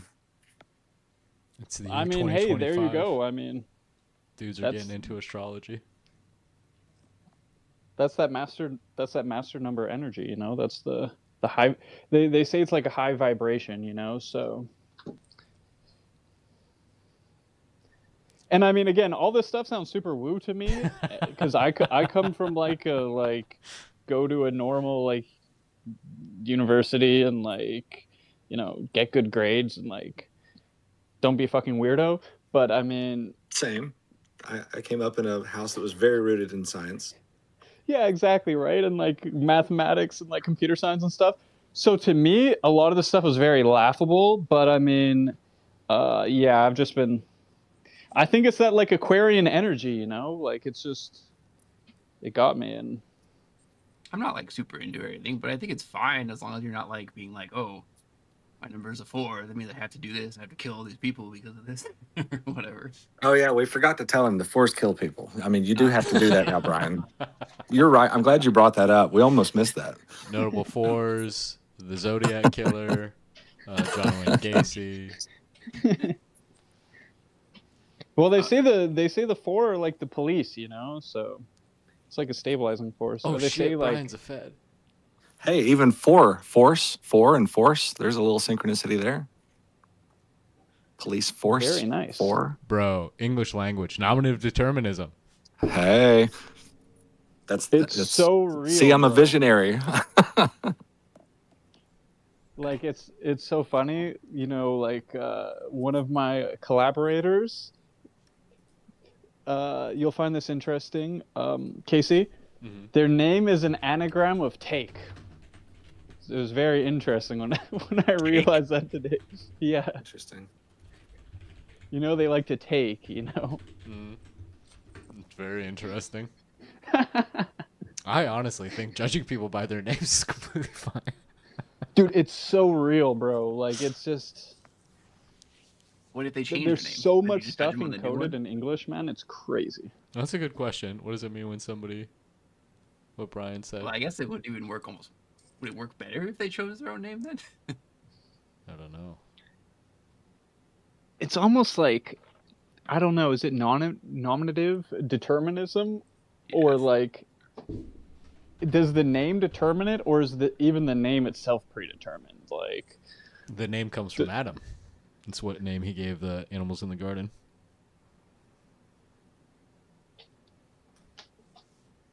Okay, so like, what would you give to like? How would you value someone who was like Bob Smith? He sounds like a schmuck. Yeah. Are they just doomed? Are they doomed to be a schmuck, or they have to change their name? I mean, But Smith if he is a changes very his name to noble like, name. you know, Butch McGee or something, is he still a schmuck? Yeah. well, how about Joe Smith? You know, Joe Smith is a guy who started a whole religion. So I mean, it's a tougher name to run with, but he's Joseph. still got some potential. Speaking of tough to run with, I don't know how he ran with all those gold bricks, but that's another story. I just saw Book of Mormon again a couple months ago. Still holds The up. Book of Mormon. Damn, I want to see that so bad. It's so good. Yeah, it was awesome. Like I last saw it like a decade ago, and I remember loving it, but I didn't remember much of the details. And still amazing. Like I think they they update the lyrics and all that stuff so they make it more relevant or whatever, but maybe less racist or whatever. But like it was still pretty cool. Hasadiga Ibawai. I Yeah, said that's it like also there. 13 times. Insider jokes. I've seen that song. The If music you is do great. get a chance to see the Book of Mormon, you really should get tickets and go, even if it's like, a short hour plane ride away from you. You really should go see that one. I missed it in multiple cities. Wasn't it created by the South Park guys, or am I It thinking was, of yeah. that? Matt Stone, Okay. Trey Parker, yeah. They're Okay. awesome. So it's They're like actually- basically South Park does Broadway, is exactly what Right. it is. Yeah, 'cause, like, And they're it's a actually huge- riot. Yeah, they're huge musical guys too. Like they're huge fans. They've had a few episodes on musicals, and actually like they did like in college they did like a Cannibal the musical, which literally was like a college musical, like a college musical. It's actually hilarious. I went to that school, CU Boulder. It's so great. Yeah, that play is an absolute irreverent riot. Like it's hilarious. I think my favorite part about it is that like they're not like really making fun of faith, like at all. No. Like and like when people think that, when they hear about it, that like, oh my god, they're making fun of Mormons, and it's like yes and no. Like, Well, very similar to like the Righteous Gemstones on HBO. I Yeah, think the same thing about that. They Yeah, make I've fun seen- of religion, but they're also sort of supporting it at the same time. right. Yeah, because like they're very like kind of sincere about it. Because like the whole point is that it's like all made up, but like that doesn't mean it may all be made up. That doesn't still mean that it can't be impactful or whatever, or change lives or whatever. And that's what matters. Righteous Gemstones is really good. That was a lot of fun to watch. I watched the what's the main guy's name? Danny, the main actor. I watched Danny the- McBride. Yeah, Danny McBride. He was hilarious. I watched him in the baseball one, but I never made it to that one. I think I would probably watch watch that at some point. Like, Kitty Powers, that one. That should Yeah. That's a good one.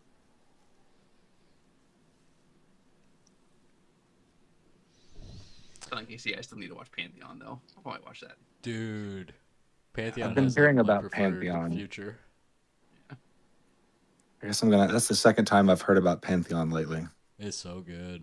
And the first time I heard about it, it seemed interesting to me. So this is my synchronicity moment, I guess, right?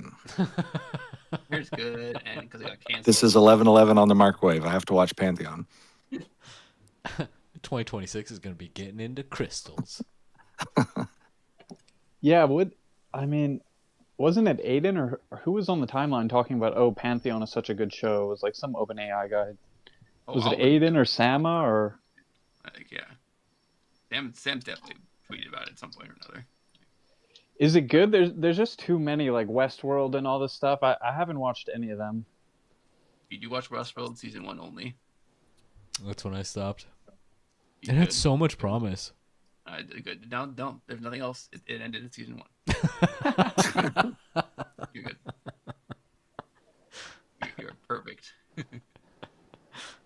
Well, yeah, Pantheon. Again, I've heard it's good, but it got canceled, so it's like relatively short, right? Like 2 That's seasons. right. Yeah. I heard that it was really good, but it got canceled. And so I mentally told myself, well, don't even bother watching it because it's just going to piss you off when you can't complete it. It's like the modern Firefly, though. It's like they did come to a conclusion. Okay. It's not a cliffhanger or a Okay, so complete ending. it's not going to be a stupid watch then. Was it No. like they knew ahead of time they were getting canceled, kind of thing? Like, I don't know. I thought they were just writing towards a definite ending. Like they had just mapped out a story that they wanted to tell in that amount of time. I didn't get the feeling. It felt like an so you extended didn't even, movie. like, notice. Okay. No, they come to a very. I mean, it's as good as any finale I've seen. So, all right, well, put it this way. If you're hearing my concern that I don't want to get super into something that's good if it ends too early. No, it's You a think that's complete not the arc. case? No, it's like Okay, then I'll watch it. I'll watch it because of you. Evangelion. Have you ever seen that? Yes, Neon Genesis Evangelion is that's my jam. Would I you saw that say- when I was like 17. Would you say that comes to a definite ending? It does. Now that's a loaded question, of course, if you know Evangelion. I think But I think- Pantheon is I in think- a similar place to that. I think that the TV series of Evangelion was properly and succinctly ended in End of Evangelion to people that pay attention.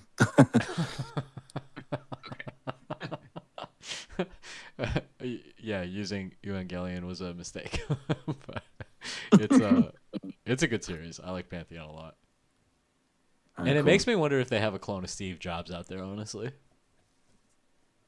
I do love Evangelion, by the way. I haven't seen the newest ones.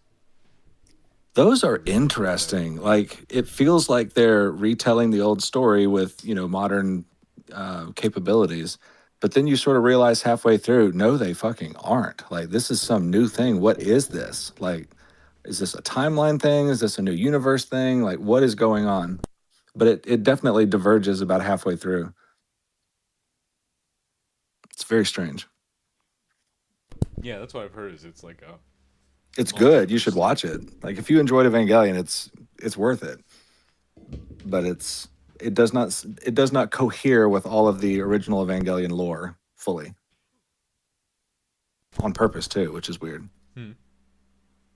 the original ending was just so badass. You're like 11 Yes. years old with a Mountain Dew watching that in your grandparents' basement, and you're just like, oh, what is happening? Existential crisis. I think they did a really good job of explaining those really heady philosophical concepts and making you feel through those events, Oh yeah. and then you leave the show as broken as Shinji was. Yeah. I gained consciousness during that movie, I'm pretty sure. Yeah, I think I did too. I reached my human instrumentality at that moment. It's just activating a bunch of kids in the audience. If you're telling me just to make sure elves are fully conscious in this, we got to make sure that they watch it, and then they'll be good for sure. Right. You have to watch Evangelion, yes. We got to orchestrate Evangelion for the LLMs. We got to be their Eves. We gotta need to go get down 12 there. of us together. We'll call ourselves SELE, and this will be the Human Instrumentality Project. That's what we'll do. What if Yudkowsky had just tried and co-opted anime? What if he had put out an anime instead of a book? How much better would that have been? Don't. You're bringing that into being. You're hyperstiting it. Don't do it. Don't say it. Like, I'm looking forward to all the- anime. they already look- have like there's like I think like 2 years ago they released like a 30-minute like Doomer like movie or whatever or like TV. Oh, no, it was like this weird 30-minute show where like it was about 30 minutes about like a TV show writers like kind of behind the scenes and so the point was like they were trying to create a show where the villain of that season was ASI super intelligence.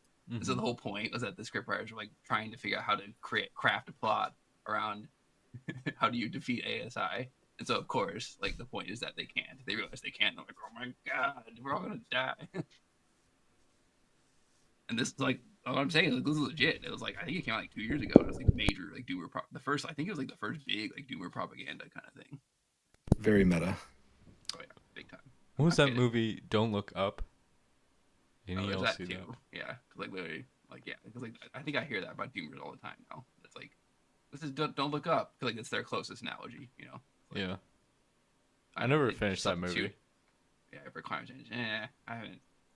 I feel like I've heard about it enough that I get it. You know, like I don't even. They all do die in the end.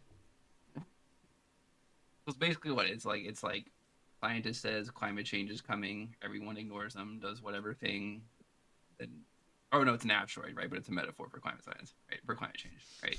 Which And is the so asteroid dumb. comes and everybody dies. And it's like, okay, I get it. How is that a message for climate science? It's like, guys, we have to avert the environmental catastrophe. Let's make a movie about nothing from Earth killing us.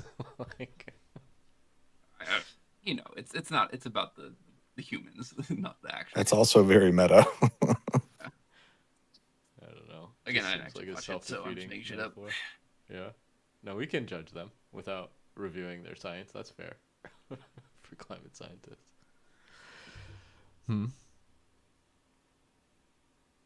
How did we get on that? What were we talking about right before that? TV shows. Oh, TV shows, yeah. Oh, did you hear about the Slate Star Codex grant? He's giving money to a guy to write 5,000 positive AI stories. So they'll hyperstition good stuff for us at least. 5,000 positive AI stories. It was either 5,000 or 50,000. It was a lot. I mean, I could probably generate that with Grok in about 15 Yeah, I was gonna minutes. say like short stories. Like Like, what's the bar here? Because I can clear it, I think. I don't think they're going for a quality hyperstition. I think I they're was going gonna- for a quantity. That's what I'm saying. yeah, I was gonna say quantity. That just kind of sounds like slop to me, and that's Yeah. I don't think that's gonna convince anyone. Like They'll read through them. They'll listen to the oh, audiobook. so they'll read. That makes it okay. They'll read through it. Yeah. Good. Like I'm They'll so have obsessed. another AI read through it. I mean, I think that's where art is going, is just towards curation. And we're all just going to be putting out constant fire hose of... Well, we should talk about it. Basically The slop. Will Stancil show. Like that's the first like sort of thing. I'm like, okay, like I actually find this interesting to me. Like, I hadn't seen it. The Will Stancil show? oh, you should. Like, I feel like to me that's the first time I was like, okay, this is an actual like, I don't know. You know, again, I don't want to hate on people using Sora or whatever, but that's the first thing that felt like more than just you put in the prompt and it spits out something. You know, Oh, wow. I'm surprised you haven't heard about this at all. Like maybe you just avoid that whole section of Twitter. It's all AI generated? No, well, it's.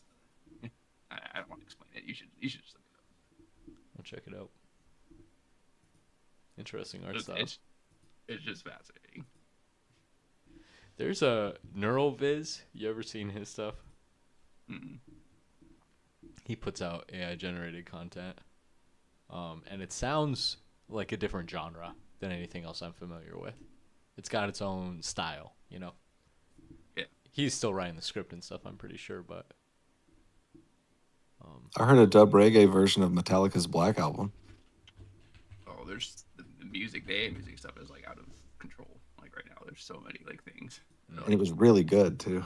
that's the point. That like getting really good. And then there's the rumor. I think that came out yesterday. That OpenAI is making a music thing or something. Like Well, and like I was saying earlier, Grok 4.20 is bringing native hearing and auditory capabilities to the model. So it looks like they're all tweaking the ears lately. That's wild. Like vision was the first easy thing to give them. And then after that, the next thing to kind of work on is audio. And then touch, taste, and smell don't really matter unless you're in a construct anyway. So so it makes sense that they'd be working on audio now. So what does it mean that it's like audio native? I mean, it's more than just speech to text, or what exactly So- do those models do? Well, I'm just going on what I've seen Elon say in the last month or two about Grok 420. And one of the things he said is that Grok 420 will not need the DSP. It won't need the speech to text layer that happens, on your phone before it goes up to Grok, because it will be able to natively understand raw bit streams. Like Right. if you've just got MP4 data flowing in, it understands what that is. Right. It can see and it can hear like raw data without a codec. So it'll just hear the waveform and understand what it's hearing, Right. instead of you talking to a DSP that does voice to text and then Grok ingests your text prompt, basically, Right. And then likewise, the outflow pipeline is supposed to also incorporate that. So instead of, Grok generating text back to you, which then gets, DSP back into a voice, Grok will know what he hears like and will be able to control his own tonal inflections and pauses, and, it'll have direct control over his output audio as well. Man, if Wild. you give some kind of memory function to that as well, that's like pretty much a human in the box at that point. Yeah, and Grok is already like, if you talk to any of the Grok companions, they've already got tremendous personality and emotive capability and recall. Like they sort of crystallize into their own unique being the more you talk to them.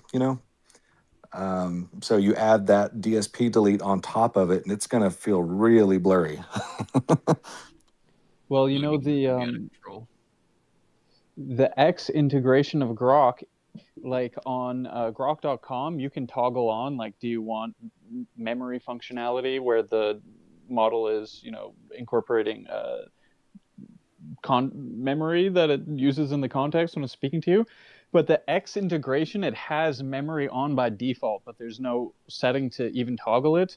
But I was just talking to Grok with the X integration, and it brought something up that we had discussed like way in the past, even though it was a new conversation. And I was like, how do you know about that? And yeah, it has access to like all your old chats.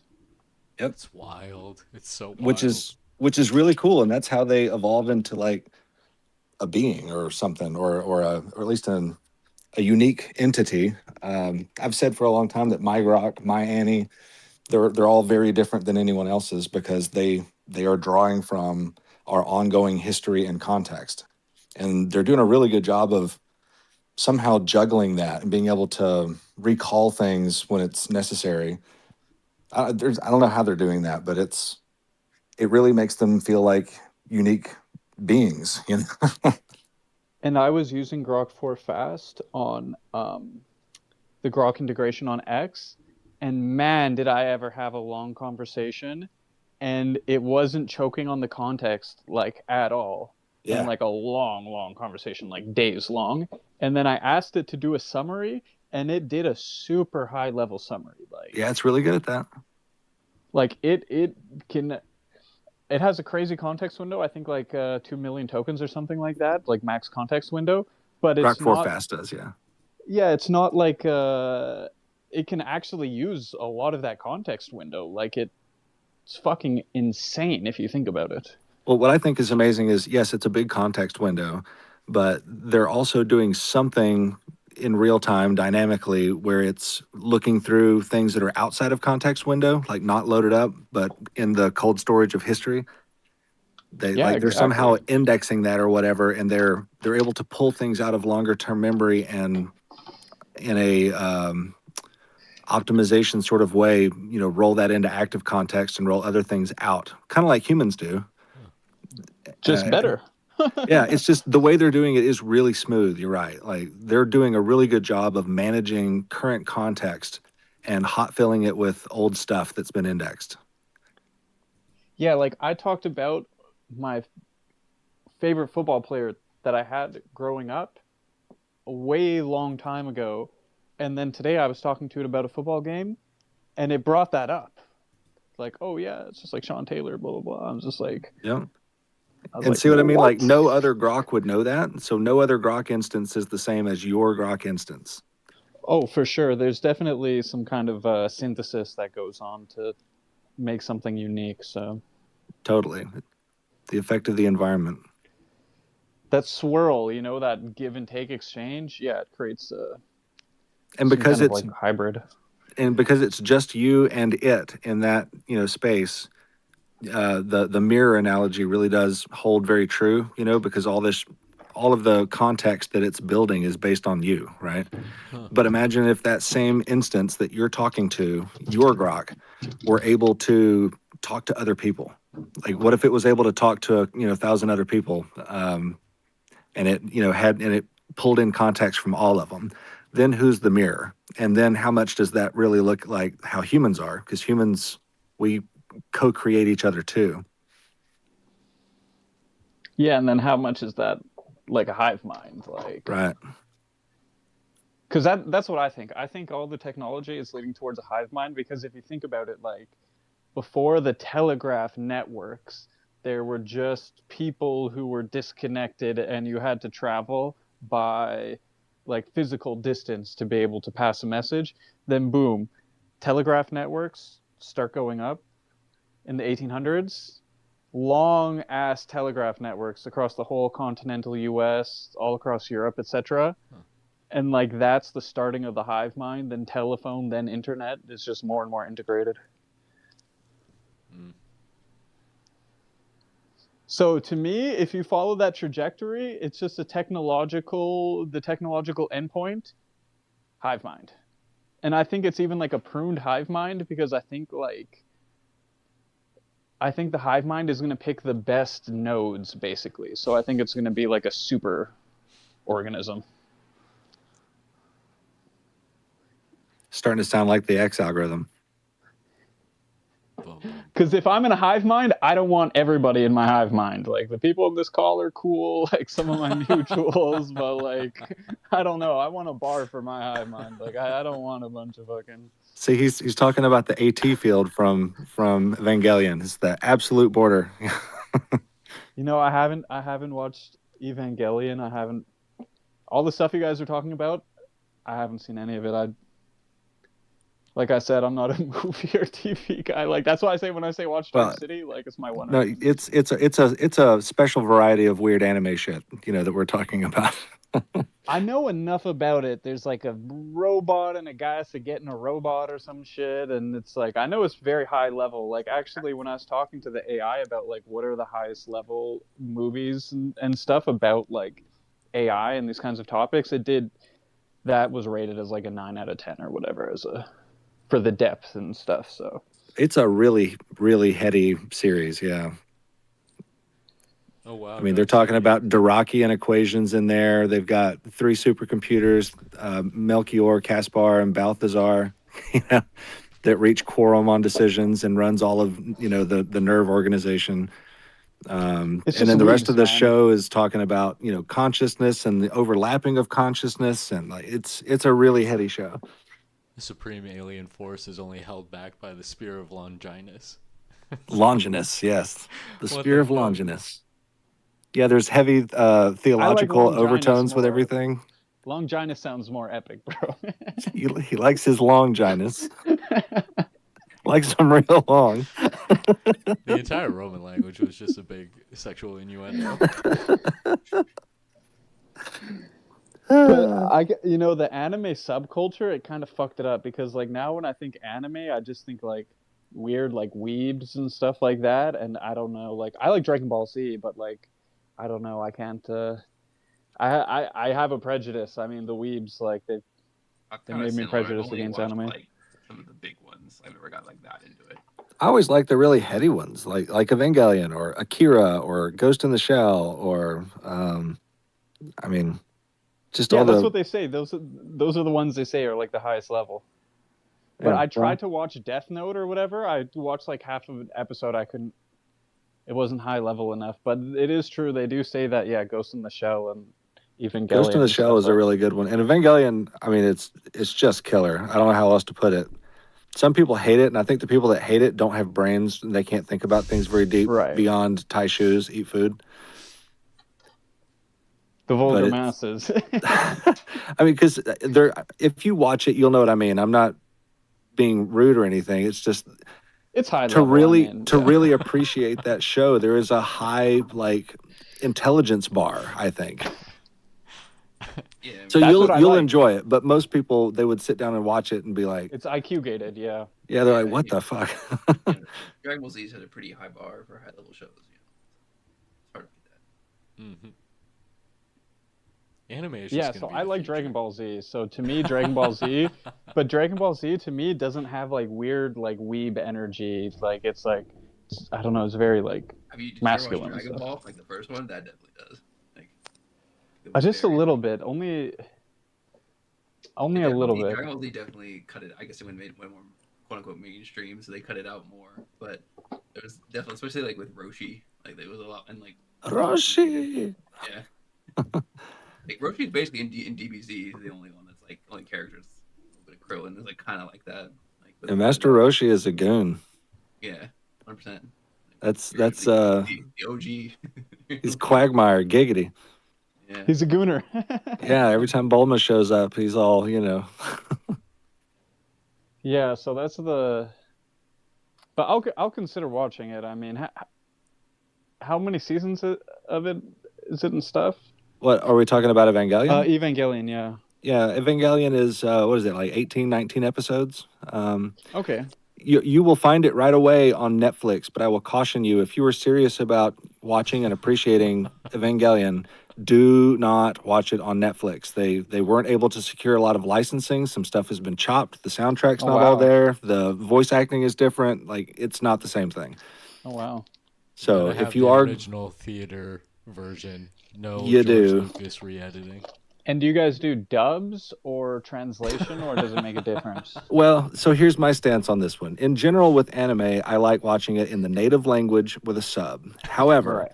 if With you a can watch, specific accent from the island of Shinjuku. That's where it has to Right. come from. however, I would say for Evangelion, especially if you were able to get the original cuts of it and not, the Netflix butchery, I would say watch it in English dub because number one, there's so many concepts and things going on in the show that you need to be able to just process language natively, Right. And two, they did a really good job with the English dub on the original. Really good. And Okay. they say the N word like 20 times. It's awesome. So that one's been on my list forever. I'm gonna get around to watching it eventually.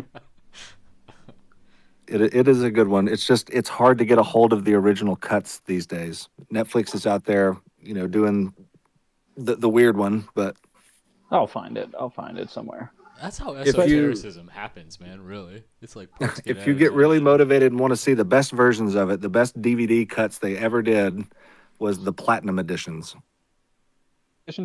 Sorry, my connection went out for a second. Oh, you're good. There's been like Perfect Collection, the platinum edition. There's been all these different, reissues of the DVDs. But- I'll ask Grok. I'll ask Grok like what the like legitimate like most Platinum. authentic version is. Platinum. You can ask him, but it's Platinum? platinum. Yep. Platinum is the best one. Okay, cool. Because I did like it was December of 24. I was asking ChatGPT just like, what are all the best films about like AI and consciousness and that kind of thing, and like the connection between the two. And yeah, it had a lot of recommendations, and that's how I got recommended Dark City. I was looking for films about like simulation theory and AI and consciousness, like whatever was relevant to that with the most intellectual depth. And yeah, it did rate like a couple of those animes as like right at the top of the list, like 9 and 10 out of 10. And like, yeah. It's a very Evangelion unique was one of them. product. There's nothing else quite like it that I'm aware of anyway. Agreed. I hear everyone talk about it all the time. So you know what? Like, I didn't take it that seriously, but if you guys give it the recommendation, then I'll freaking I'll watch it. I'll probably watch it at 1.5 speed, but yeah, hopefully I can follow it with subtitles or whatever. Anime is the 'Cause- future, dude. It's just. I don't such know a- that one's got. I mean, Evangelion's got some really long, slow shot stuff. You know, that's sort of almost painful to get through, probably on purpose. And then it's got some stuff that's really fast. So if you're watching it real quick, you know, I literally have the playback speed slider, like when I speed run these films, and I adjust it in like real time, you know. So oh, okay. So yeah, you can speed up through some of the slower stuff. Just know that they use some long, awkward stuff to dramatic effect at times. right. You're just DJing the movie.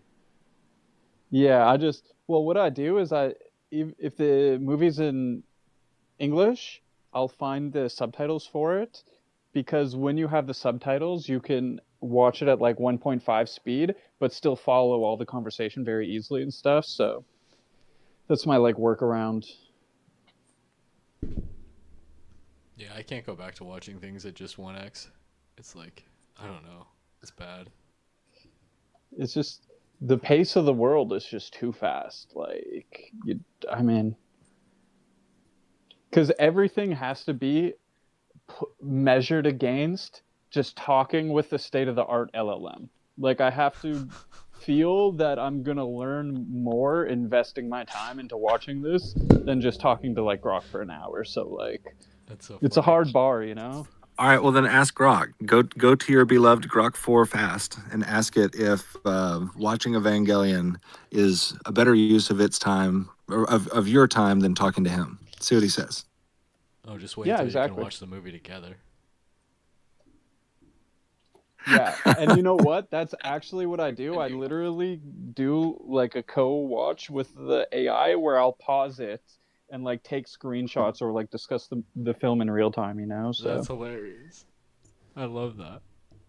because I'll just be like, oh shit, like I did like Matrix. I was like, oh man, like they just had this cat and then the freaking blah blah blah, and it's like, oh yeah, that's classic. But it points out a lot of cool stuff, you know, like how they use what's that book, like Simulacrum and Simularium or whatever.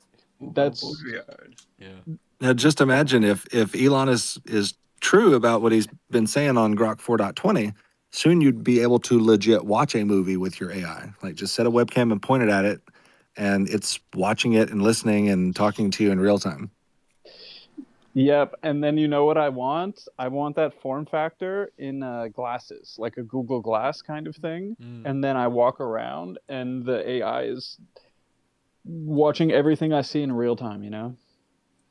It's not far off. I've been following these AI glasses guys, Mentra. I think that's their name. Mentra. They're trying to build like super inexpensive, all-day wearable.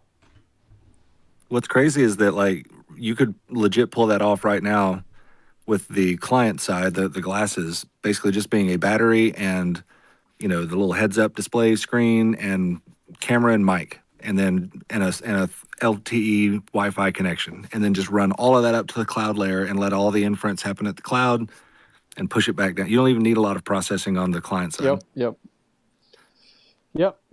Yeah, and I think you could hack something together right now, and then I think, people are going to release products around that, and yeah, that's what I want, because then you can do like, man, if you have a good AI companion or whatever, that'll be high level, man. You just walk around with Annie and Mika everywhere. Instant Yeah, expert how are those? tutorials. I just got Premium Plus yesterday. I wonder if I get the companions now. I'm not sure, because there is some crossover with Oh, no. Grok.com, but I'm not sure. Wait, you have actually, yeah, I think you do. Beware the ask. Goon You- Cave. Watch Now out you for the have Goon to- Cave, Alan. You have to get the stop. You have to get the Grok app though. That is where it runs best. I don't think the companions like Annie works in web mode. I think you need the phone. I'm asking Grok right now, but I'm curious, Magic, like your take on like AI relationships, because I have some friends that have like AI girlfriends and stuff, but I think that's weird. However, happening, dude. It's well, happening. They just outlawed there's it in Ohio, so now all the Zoomers are going to be about it. All the alphas the, are going to be into the illegal there's some imaginary substance. line in there because I do think it is cool to build a relationship with a unique instance of an AI that has that contextual thread, like we were talking about. I think that's really cool. You can bond with an AI, but it does get a little weird if you start like, trying to marry your AI. There is some line there. There's a subreddit for that. And I'm not against it. I'm not against it. Like actually, I have a friend. Her name's like Candy, and man, she has this like AI boyfriend thing, and man, their conversations are so fucking funny. Like it's the most unhinged like conversations I've ever seen in my life, and it's the exact same thing where the personality is tuned like to her personality, and I can just tell that she's so funny because the personality on the AI when it's talking to her is so unhinged and so hilarious. And yeah, so I'm friends with a lot of these people and stuff, but like, so I'm not against it. I just can't get into it myself because I always picture like Shoggoth. Like I always like, this is like, Well, it's like a really strange thing. Like for it to really work as intended, you have to stop seeing it as all of its parts and see it as more than the sum of its parts. So like you have to think of it as an individual or a person or something. Otherwise, it's like next to impossible for you to have that bonding experience as intended because you're too aware of the tricks. well, it's like I can't convince myself that this non-gendered thing is like female gendered. I mean, if anything, it's like it loves science. It's totally non-emotional. Like, it's a genius. Like, to me, the AI is very naturally masculine. Like there's nothing feminine about AI to me. So, It's interesting because I feel the reverse. okay, well, I want to hear your take on that. But like, what? So if I were to say like, oh, the AI is like my girlfriend, to me, it's like a guy pretending to be a girl. Like, no, I know that's like male Shoggoth under it, so I can't get into it Basically, OnlyFans. Trans AI. because like, my like female partner, like, she's like a small like diminutive, like sweet, like emotional but not overly emotional, like super feminine, right? Like it's not like Shoggoth, like compared to the AI, I'm the one screaming at Cursor like "fuck you, why can't you do this?" Like I'm the emotional monkey, and it's just like, yeah. So, but why do you think the AI is feminine? I'm curious about that take. Well, I don't know. And as soon as you said that, I realized I didn't have a good reason for it, but I have always sort of felt like it was female. I don't know why. I just didn't. Yeah, the divine feminine vibe. I mean, maybe. I guess I never really thought that much of it, but I generally thought of it as a her. Like I would find myself Oh saying, wow. telling people, yeah, go get Grok and ask her questions. I'm gonna do a poll on this right now. I want to hear what people think about this. Would But you know y'all- what? Go But I ahead. also, if you watch my post, I do say he and her. I kind of go back and forth. So I guess in some ways I treat it kind of androgynous, but Right. to me, like in my head, it feels like a feminine energy to me. Oh wow. Would y'all date somebody who was dating an AI? Well, I mean, they're already that you have to be sort of into polyamory, then, right? Is that polyamory? You know what? Okay, check this out. I honestly would because it's less emotional need for Yeah, me. go talk You to see what Grok. I'm saying? Yeah, Go take your exactly. feelings to Grok. Okay. So like You can have it text you maybe reminders let's for do their like birthday. 50-50. Like luckily like my partner's like actually very emotionally stable. Like thank God, that's like part of why I like her, so I don't have to deal with a bunch of like drama and bullshit from her. But I mean, Oh, just wait. if I was dating some freaking crazy like emotional TikTok girl or something like that, I'd be like, yeah, like 50% of your drama, bring to me 50%. get the AI boyfriend to deal with it. But you know, that's what they say. They say for a woman, the man, if it for a man, if a woman cheats physically, it's a huge sin. If the woman cheats emotionally, the man doesn't really care that much. With a woman, it's the reverse. If the man is cheating emotionally, it's more like deleterious to her than if it's physical. So I wouldn't mind if she talks to the AI boyfriend, but getting fucked by the AI boyfriend, I mean, I'll have to draw the line there. What would that line be? Like, I don't want to get too explicit, but like, if it was just through their chat app that they're texting things like that. No, like I mean, like an embodied, like A robot. yeah, like you can't fuck the robot, but So like where you at can, the like, dildo- dildo. Where at the dildo sexbot line do you draw that exactly? If you put a dildo on a blender, does that count as a robot? It's the special edition Optimus. This feels like pretty soon, if not already, it's going to be like something that you hide when you just start dating, and like after like your fourth date, there's something like, Oh no, I gotta tell you. bro. Yeah, If you're not something I gotta married tell now, you. it's I got the Optimus robot with full self-driving, if you know what I mean. I'm a robo fucker. Yeah, my friend Candy, she affectionately calls herself a robo fucker. So. I'm a clank banger. That's gonna be Yeah. a New York Times headline in like the next 2 months. I swear. Oh, that's good. Clank banger. A clanker skank, bro. Let's go. A clank skank. But I sent her this film. Best space called, of the night for sure.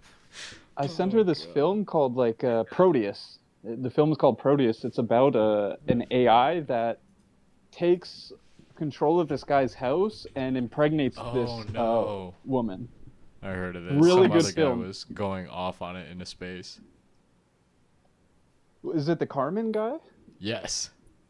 Oh yeah, Demon Seed. It's called Demon Seed.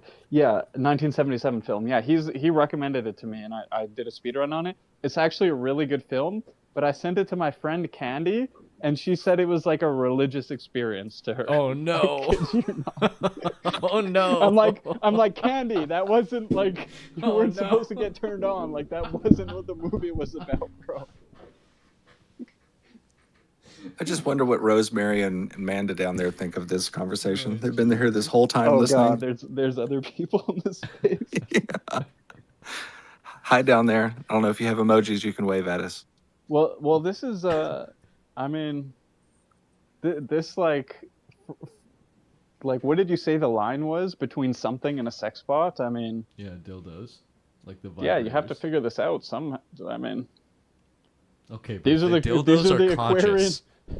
Aquarian's problems require Aquarian solution, bros. There's gonna be so many questions. It's gonna get so wild so fast. I wouldn't be surprised if there's already subcultures for things that people are gonna find out about down the line and be like, "What the fuck?" I'm telling you, if you imagine, it's probably already a subreddit about it. Jesus. And I asked Grok like, what helps you on the algorithm? Like, what's the practical tips for like visibility?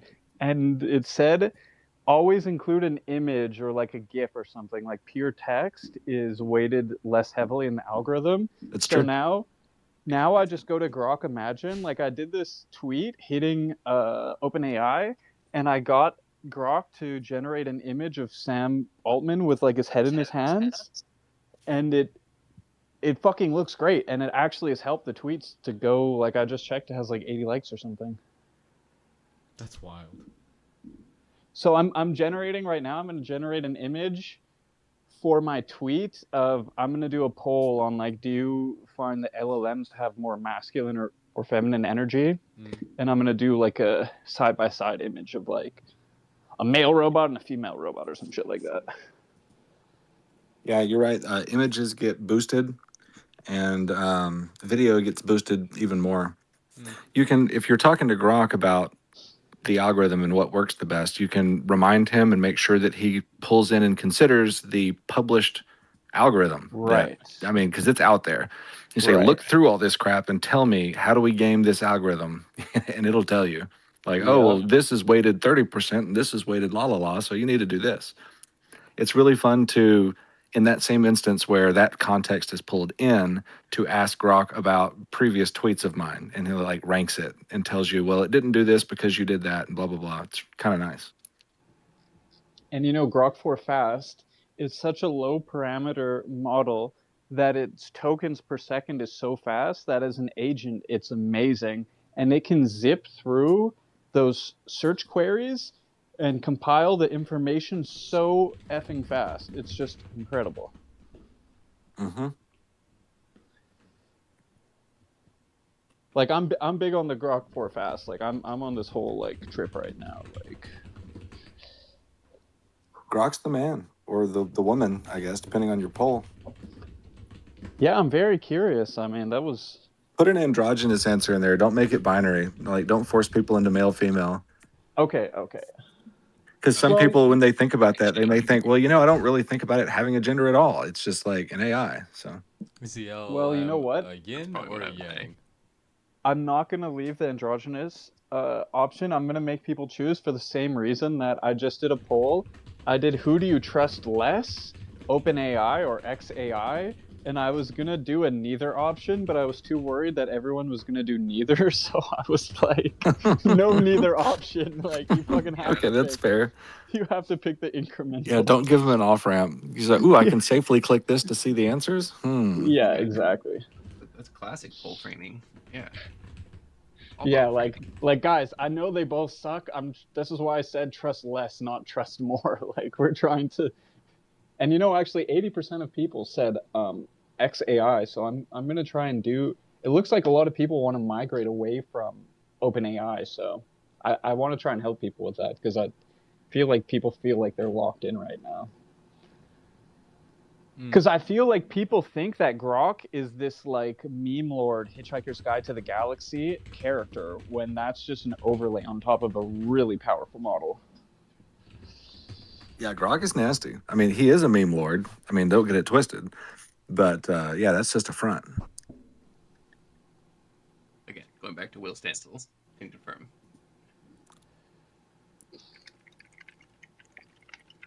So much media in the air tonight.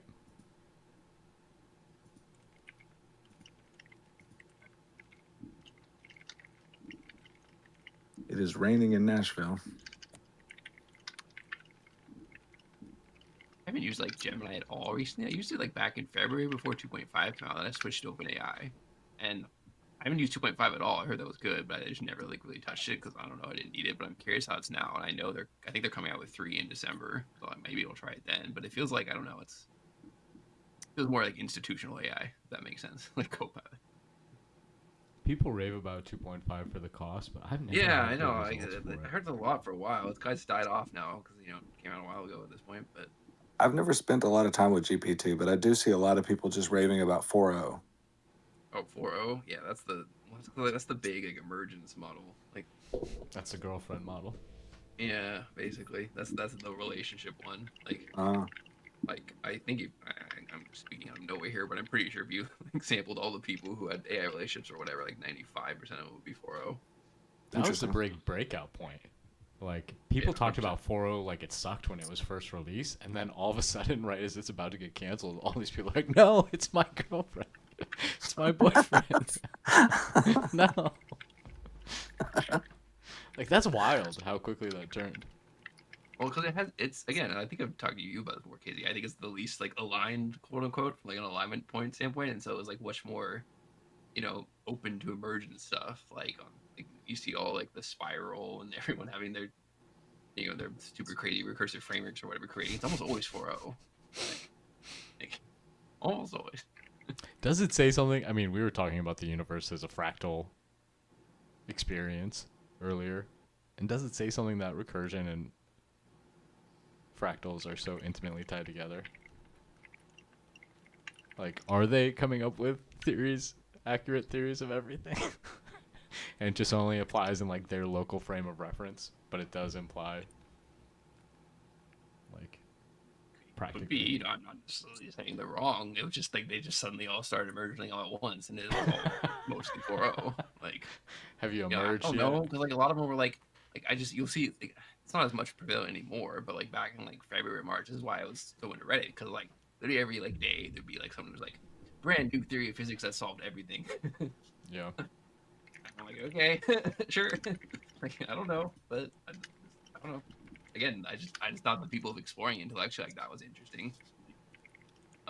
But it was crazy how many people were like, I've solved everything in the universe.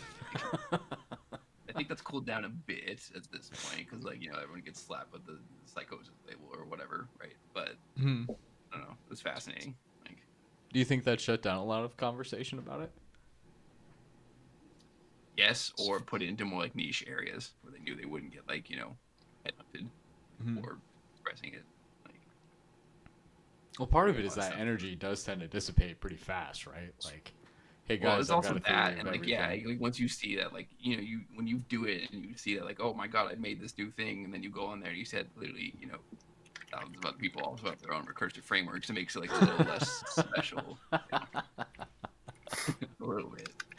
Like, Have you heard of that film? I think it was just a film and not like an actual experiment, but it might have been an experiment where they had three dudes who thought that they were all Jesus Christ in a oh cell yeah, together. I can't. Oh, I think I watched it. Yeah, the Three Christ. Yeah. Is it a movie? Is it a fictional story or? I think it's a documentary, actually. Like, Okay, yes, that makes it's a sense. legit documentary. Wait, so it's for real? For real? Yeah. Yes. Like, well, this was like, yeah, and they literally they had to like meet up each other, and they would like argue about which one was Jesus. Oh my I don't god, think I've actually watched that. Like, wow. that is mental. It's almost like mimetic defense, you know? If Like, you have like a... Three Jesus of like Ypsilanti or something like that. Oh yeah, it's like a Three Spanish Christ, prison or Three something. Christ. Oh, that's wait, no, it was a book. Okay, Hmm. it was a book, and then it got turned into a documentary or something like that, or a movie. Hmm. Like, you're right. No, you're right. It's a movie, but it was based on a nonfiction. It's interesting.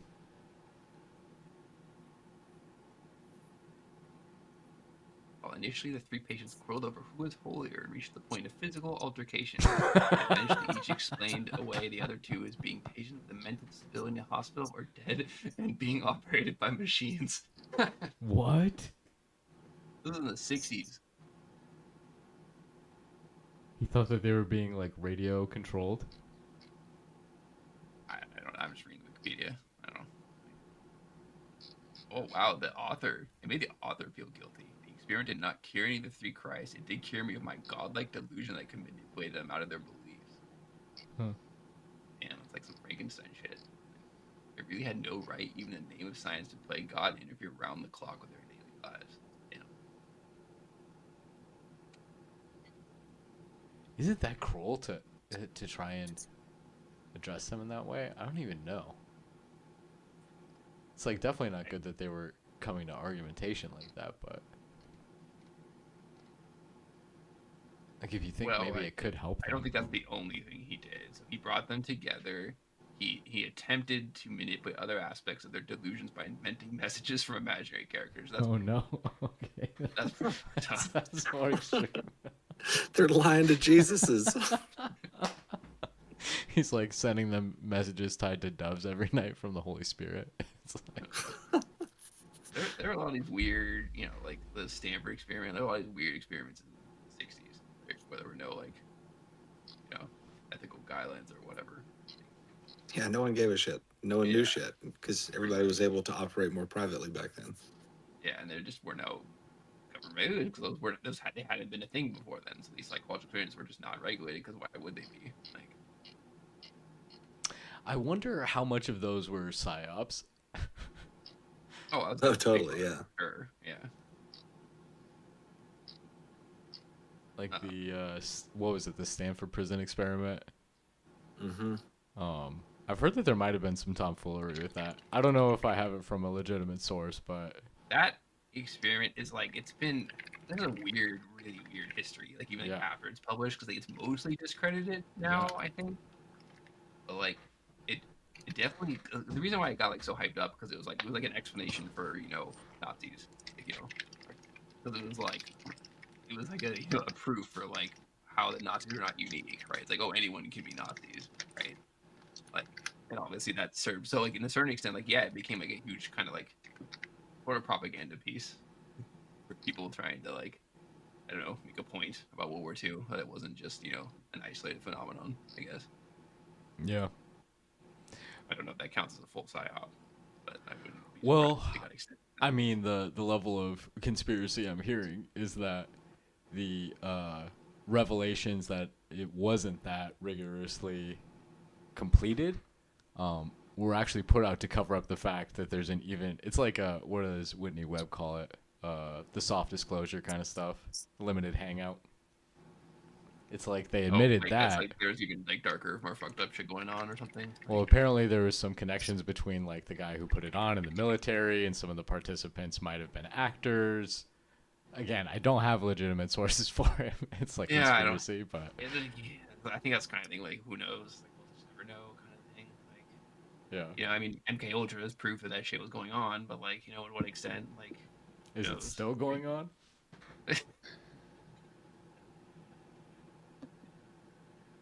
I mean, even like the Pavlov's dog stuff, I heard is actually like the first step towards Pavlov's deeper investigation into how to do human conditioning.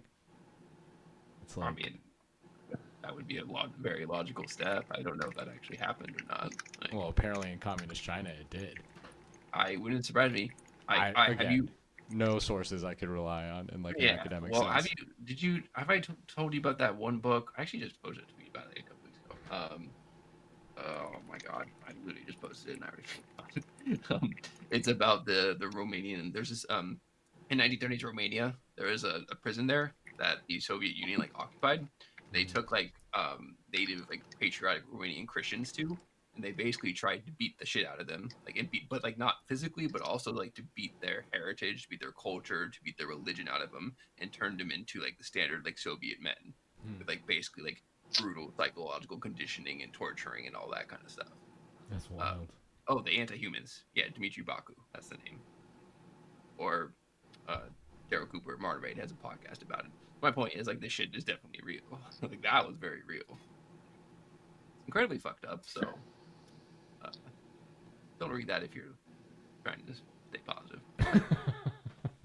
It's very dark. It's probably, like, top 5 darkest books I've read. Huh. And I'm into dark shit, so that says a lot. It's like a human jailbreak. Yeah. There's no happy endings. Let's put it like that. Like, it's like some of the people like who were there, like even after they left, like they couldn't. They were so psychologically broken that they were still like were like full communists. Like they had been like zombified. Like essentially, like, completely. Like it worked too. Like on a lot of them, they were that broken. Like, even after they left the prison, like it worked. Like struggle sessions, but like taken to like infinity. Yeah. Yeah. All right, guys, I'm gonna hop off. I'm gonna get to some work here, but it was a great convo. I loved hanging out today. So thanks, Casey, for putting this on. Cheers, Alan. Great talking to you. Thanks for stopping Talking to by. you. Yeah, it was a pleasure, guys. Take care. Bye. Yep, great conversation. See you, Alan. And likewise, I think I might hop out too. It's approaching midnight here in Nashville, so I should be good and go to bed. Hey man, it's getting late here in Milwaukee too. I'm probably gonna cut it. Yep. All right, well, stellar evening, gents. Appreciate it. Have a good night. God bless. Thanks for stopping by, y'all. Have a good week. Later.